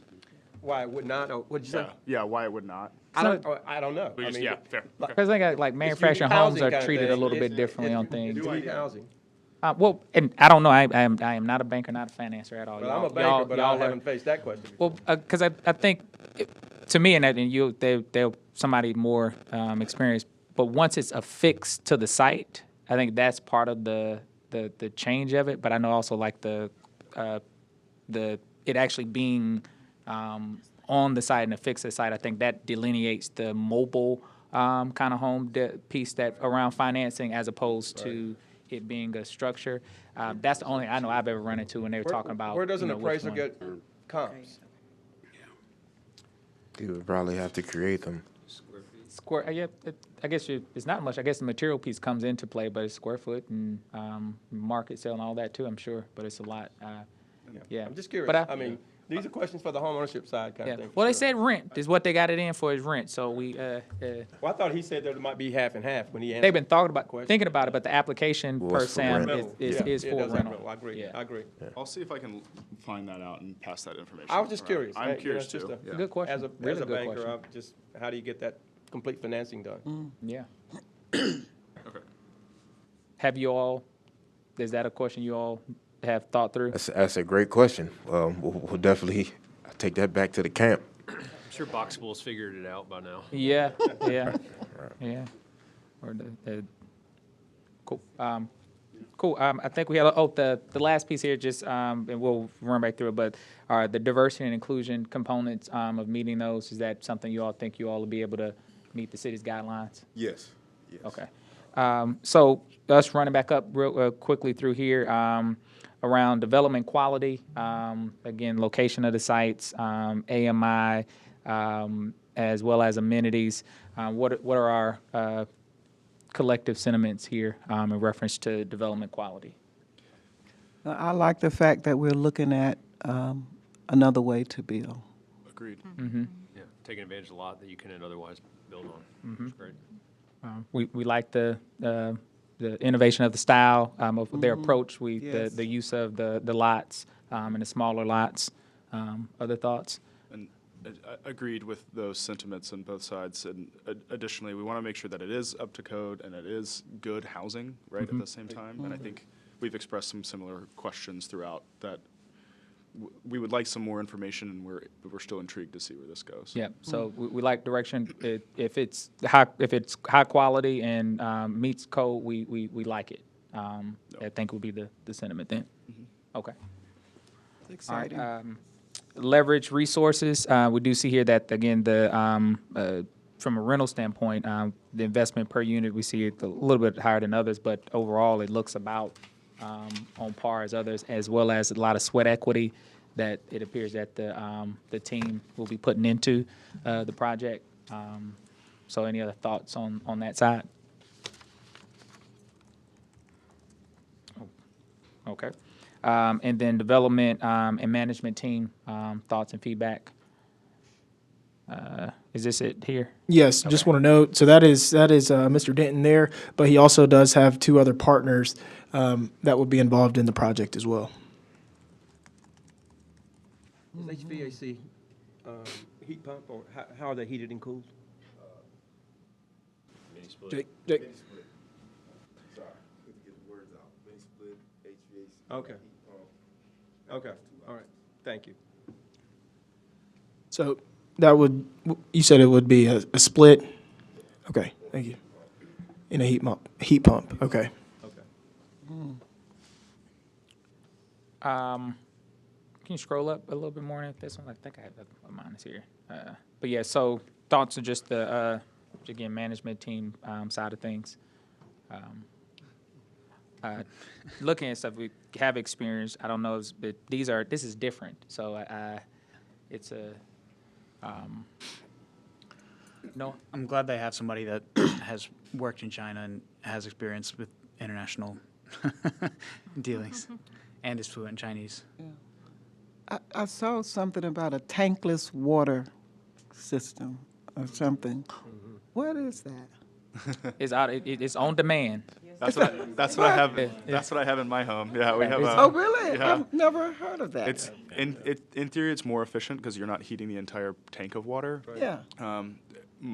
In my case, it connects to a gas line, and so it is on demand. In theory, although I have to wait a few minutes for the sink to heat up, but it is a significantly more compact. Oh, I love it. Love it's the interesting. innovation. Tankless water heating. Interesting. Okay. Other thoughts Exciting. there on that? Okay. And then you already answered their ability to meet the diversity and inclusion guidelines. Okay. All right. Last one. Developer for this one is Schweitzer Homes LLC. They are requesting 8 city-owned lots. They are requesting $280,000. You can see an investment per unit is $46,488 per unit. That is including the tax value of the land as well. 8 3-bedroom homes marketed for people at or below 80% of the area median income. Lots are in the east, northeast ward, and these were submitted as home ownership options. Leverage percentage would be 8% as well. Average investment per year would be $3,099. Average location score was 47.5 out of 50. Minimum affordability period is 15 years as well. These are just two of the elevations that were submitted. The developer did submit some other elevations as well. We do have a representative from the development team here as well, and I will pull up those lots.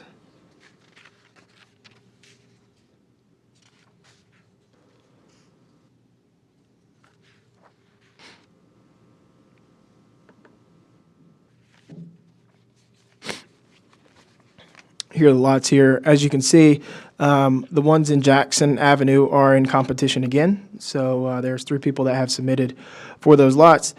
There's a lot on 14th, 21st, Ogburn, Cayuga, and Woodsong Lane. All of them, well, majority of them in the east, northeast ward, and then you have one in the north ward as well.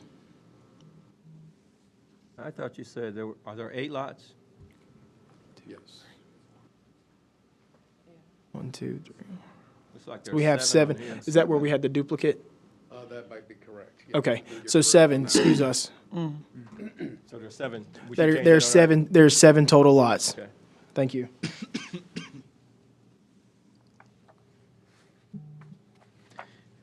And do we know how many crossover with the first group? Did we see, was it just the 2? The Jackson ones, if I'm not mistaken. So you had, That was and it. we can do a recap. We'll do a recap of the single family just so we can have it on the record of what is in competition. Okay. Perfect, thank you. And in terms of the competition and the overlapping lots, if a company was awarded and another company was awarded and they had duplicating lots, would you award less for that company?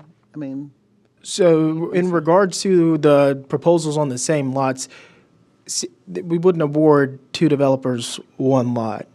City Council has to make the determination which developer they want to award those lots. So for the example of the 1322 Jackson Avenue, there's three developers that submitted a proposal for that lot. The City Council has to pick one of those three developers to develop that lot. So you wouldn't eliminate some of their lots? It would be yes or no? Correct. It'd be yes or no. And again, even though the developers submit a proposal for different lots, that does not guarantee that they will get those lots either way. The City Council, if they don't want to award those lots because they don't like the product or they feel like their investment is not protected, they don't have to award any lots. Does that answer your question? Yeah. So And there's basically, sorry, Oh, go ahead. there's kind of three basic possibilities. The developers, plural, they can each get partial, like they might get, if they submit 7, they could get 5 of the lots. That's what I was asking. And then, or they can get all 7 of them. And then there's the third possibility, they get none of them. I mean, there's, kind of all three of those.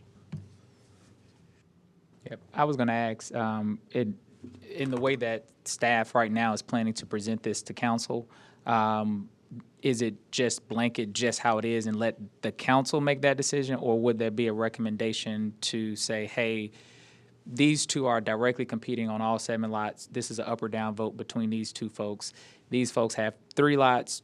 We suggest you consider only these 5 and let this just be between these two. I'm just saying, just to simplify it for like, because I think in reality there's really one that should be up and down because they compete on all 2. One, they have a couple that overlap and are not as equally in competition.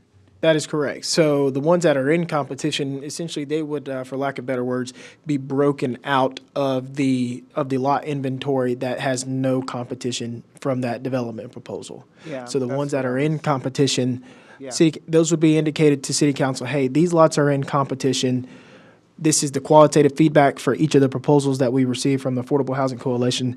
This is the quantitative score that staff has made for the lots in competition. Based off of the qualitative and quantitative information that you have at your disposal, it is up to you all to make that decision on which developer is awarded the lots in competition.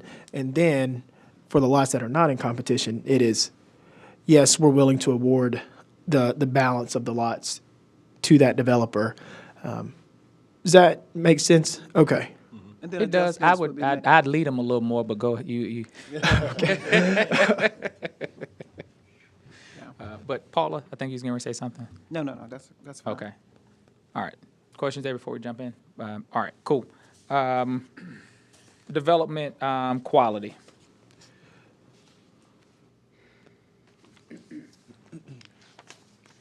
Or thoughts, feedback?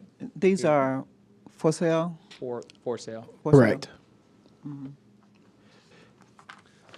This is one example of the elevations. I'll pull up the other ones while you all discuss the other. And we do have representatives from the development team here as well. I'd encourage the builder to remove the garages. The affordable homes that we've built and the ones that were referenced with C2, it doesn't really make sense to have the garage if that cost savings can be passed along. It's another elevation of some different products that they could provide as well. Yeah, like that B down there has no garage. Looks like you could just cut the one off on A. Same plan.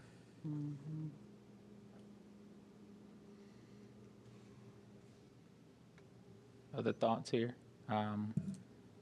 Locations, they score, what's the location score is 47.5? Yes, 47. That was the average for all of the lots was 47.5 out of the maximum 50. And I'm not looking at it, but what's the sale price? The sale price for these would be around that 230 number as well.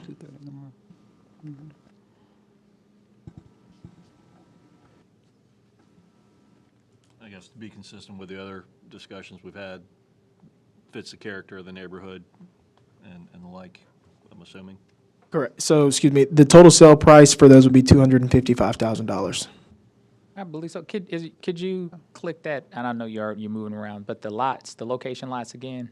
Yes. Because I think to Dixon's point, I think there may be some other factors folks may be considering on adding garages, but if you've watched council meetings over the last, garages were a big conversation. But I think when you look, I just wanted to look in the piece here to say, well, houses on these lists, whether or not they have or don't have, I think are probably hit or miss, to be honest, in terms of consistency with the neighborhood. And all of them are two-story? The builds would be two-story? That is correct. That's what were submitted in the elevations. Yeah.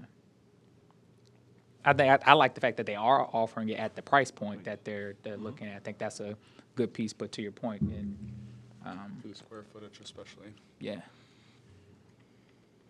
We do have a representative from the development team. Yes, my name is John Schweitzer, Schweitzer Homes. The reason why we did the garage is because we did we actually had a meeting with City Council, and so, what would y'all want to see in affordable housing? And 7% came back and said a two-car garage. So I did a two-car garage, and that price you see at $255 was with a two-car garage. So we actually reduced it down to a one-car garage, and we can get the land for $1, then we can continue to reduce the price of the property or the units.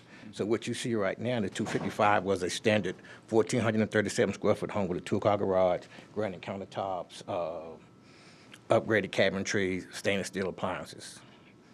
So as we can work what we can work with, then we can also reduce those and still get them a quality home and a quality size price per square feet is what we're looking at. We want to be the cheapest price per square feet on the block, period. That's why you see the size of the home for the price point. And something that I would live in, push come to shove, I want a garage myself. If I can only use it for storage, it's nothing else. So that was why we had the garages in there. But we can take the garages out and make them cheaper. That is a good point. That's why we showed different variables of what we can do. Are you proposing to build the same floor plan on all of the lots that you've Yes, sir. selected? We're very familiar with that floor plan. That means that it's more cost efficient. I know what it's going to cost me going in to do the grading, depending on the lay of the land. I know all of these things up front, so I'm comfortable with that price point. So yeah, we're doing the exact same unit on all the different locations. And the premise of my question is, is there an opportunity to do, again, recognizing there's a difference in lot size and probably what people are looking for, is there an opportunity to do a mixed floor plan with some with garages, some without, et cetera? Absolutely. But the current plan and proposal is one floor plan, is that right? Yeah, the current plan is a 1,437 square feet, one-car garage. Got it. Yes, sir. Okay, that was the point. That they would be locked. What would they be locked into that, like the garage piece, or would they have to present it? Yeah. would So it be- out of the elevations that were provided in each proposal, those are the options that they have to build from, and so they must build from those. They do have the option to choose from the elevations, but from what has been submitted, they must build one of those elevations. And what was submitted is with garages, There's this one. and then one without. Okay, That's gotcha. correct. And then this was the other version here. Gotcha. Now this floor plan, obviously both these elevations on this one PDF has garages on the other one. But the other option you saw on the previous page, there was one that did not. But out of what they submitted, they will have to build these products. Yeah, that's helpful. As a follow-up, just other conversation, we can run down the list. Exterior material use, we've asked others, just kind of the quality of the exterior. Everything we do is pretty much standard across the board. We use the exact same hubs. You have DR Horton. We use the exact same subs, exact same product, exact same everything. We do spec homes, but they're quality spec homes. They're quality spec homes. I invited the city council to come out and look at the homes when we were done, and one complaint, they said one of the closets was too small. But other than that, we build quality homes for Gotcha. the price. All right. And while we got you up, any things on development and management team questions? You guys are local, right? You're in Winston. Yes, Yeah. yes. Now Corey is a project manager. He's has a civil engineering degree from UNC Charlotte. He lives in Charlotte now, but he's from Winston. Yes.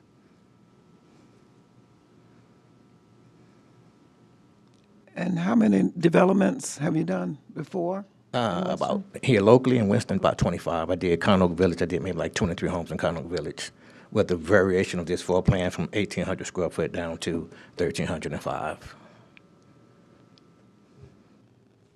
Questions, management pieces, or overall from the project before we synthesize? Cool. All right. Appreciate it. So overall thoughts on development quality, looking at the location, as well as the, this is it's 80%, right? Yeah. That is correct. Sale prices here and thoughts, how do we feel? I love the different design options. I particularly love the open concept.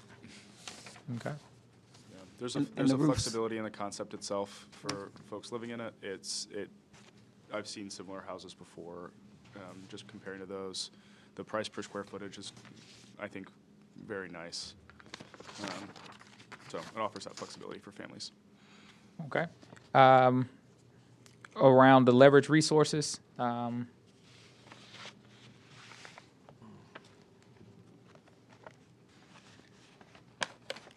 And again, that 46 includes average tax value of each parcel. about on par? Yeah. Yep. Okay. Nothing, changes. All right. And then development team gave us feedback there, so we feel pretty good, experienced folks across the board, existing products, and the local connections as well. And then ask, do you feel like you could meet the city's diversity and inclusions requirements? All right. Gotcha. Okay. I love the fact that there's no federal funds involved in this as well, so no uncertainty around that. Cool. Any other feedback on this? All right, cool. That's all of them and all of the single-family pieces, so want to just reset the single-family ones for us? And Yeah, that's exactly right. So you all saw four different proposals for single-family lots. Of all of the proposals, 4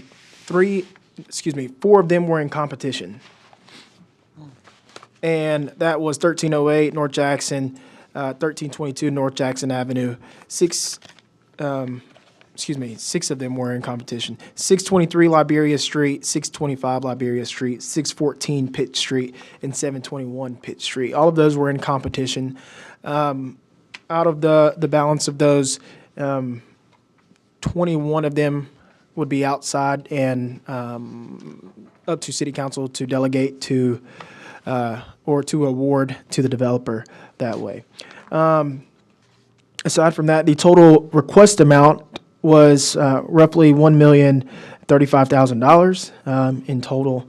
And you saw that everyone was typically asking, except one developer was asking for the maximum amount of $35,000 per lot.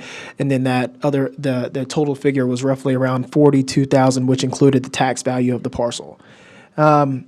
Next steps for this will be taking it to council committee, obviously getting some feedback from the developers that you all requested as well, staff making revisions to anything that needs to be revised, and then preparing a council committee presentation. We plan on taking this to council committee in April because the LIHTC award, the contingent LIHTC award needs to be made prior to NCHFA's final application deadline that second week of May.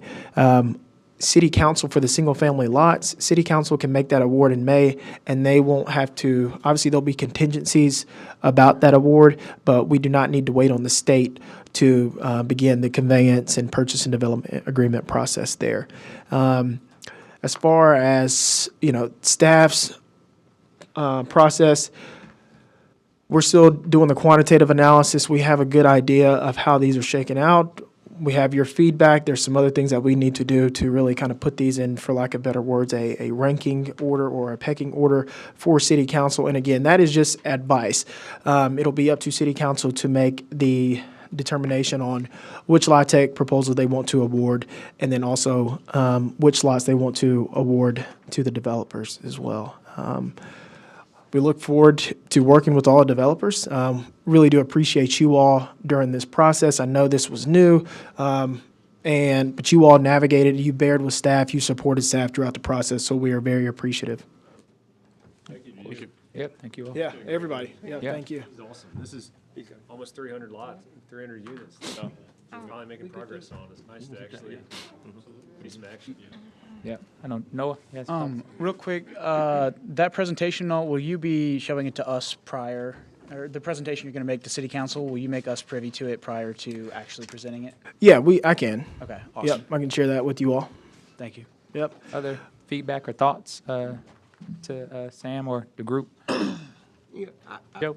Well, feedback, I guess, was put this under the name of, thank you for this process. I mean, obviously, there was a lot of things that I didn't know how to read in some of the scoring and the valuations, and so maybe not as valuable for the input that I could have made. But I don't know if this is the way we will operate going forward. I don't know how often there's a cycle. Is it once a year or? Twice. Yeah, so that's a great question. So this was the inaugural cycle. This was the first time that we did this, and we combined the tax credit process and the city-owned land process into one cycle just because we knew there was a need and we needed to do it together. This calendar year in 2025, there will be two separate cycles.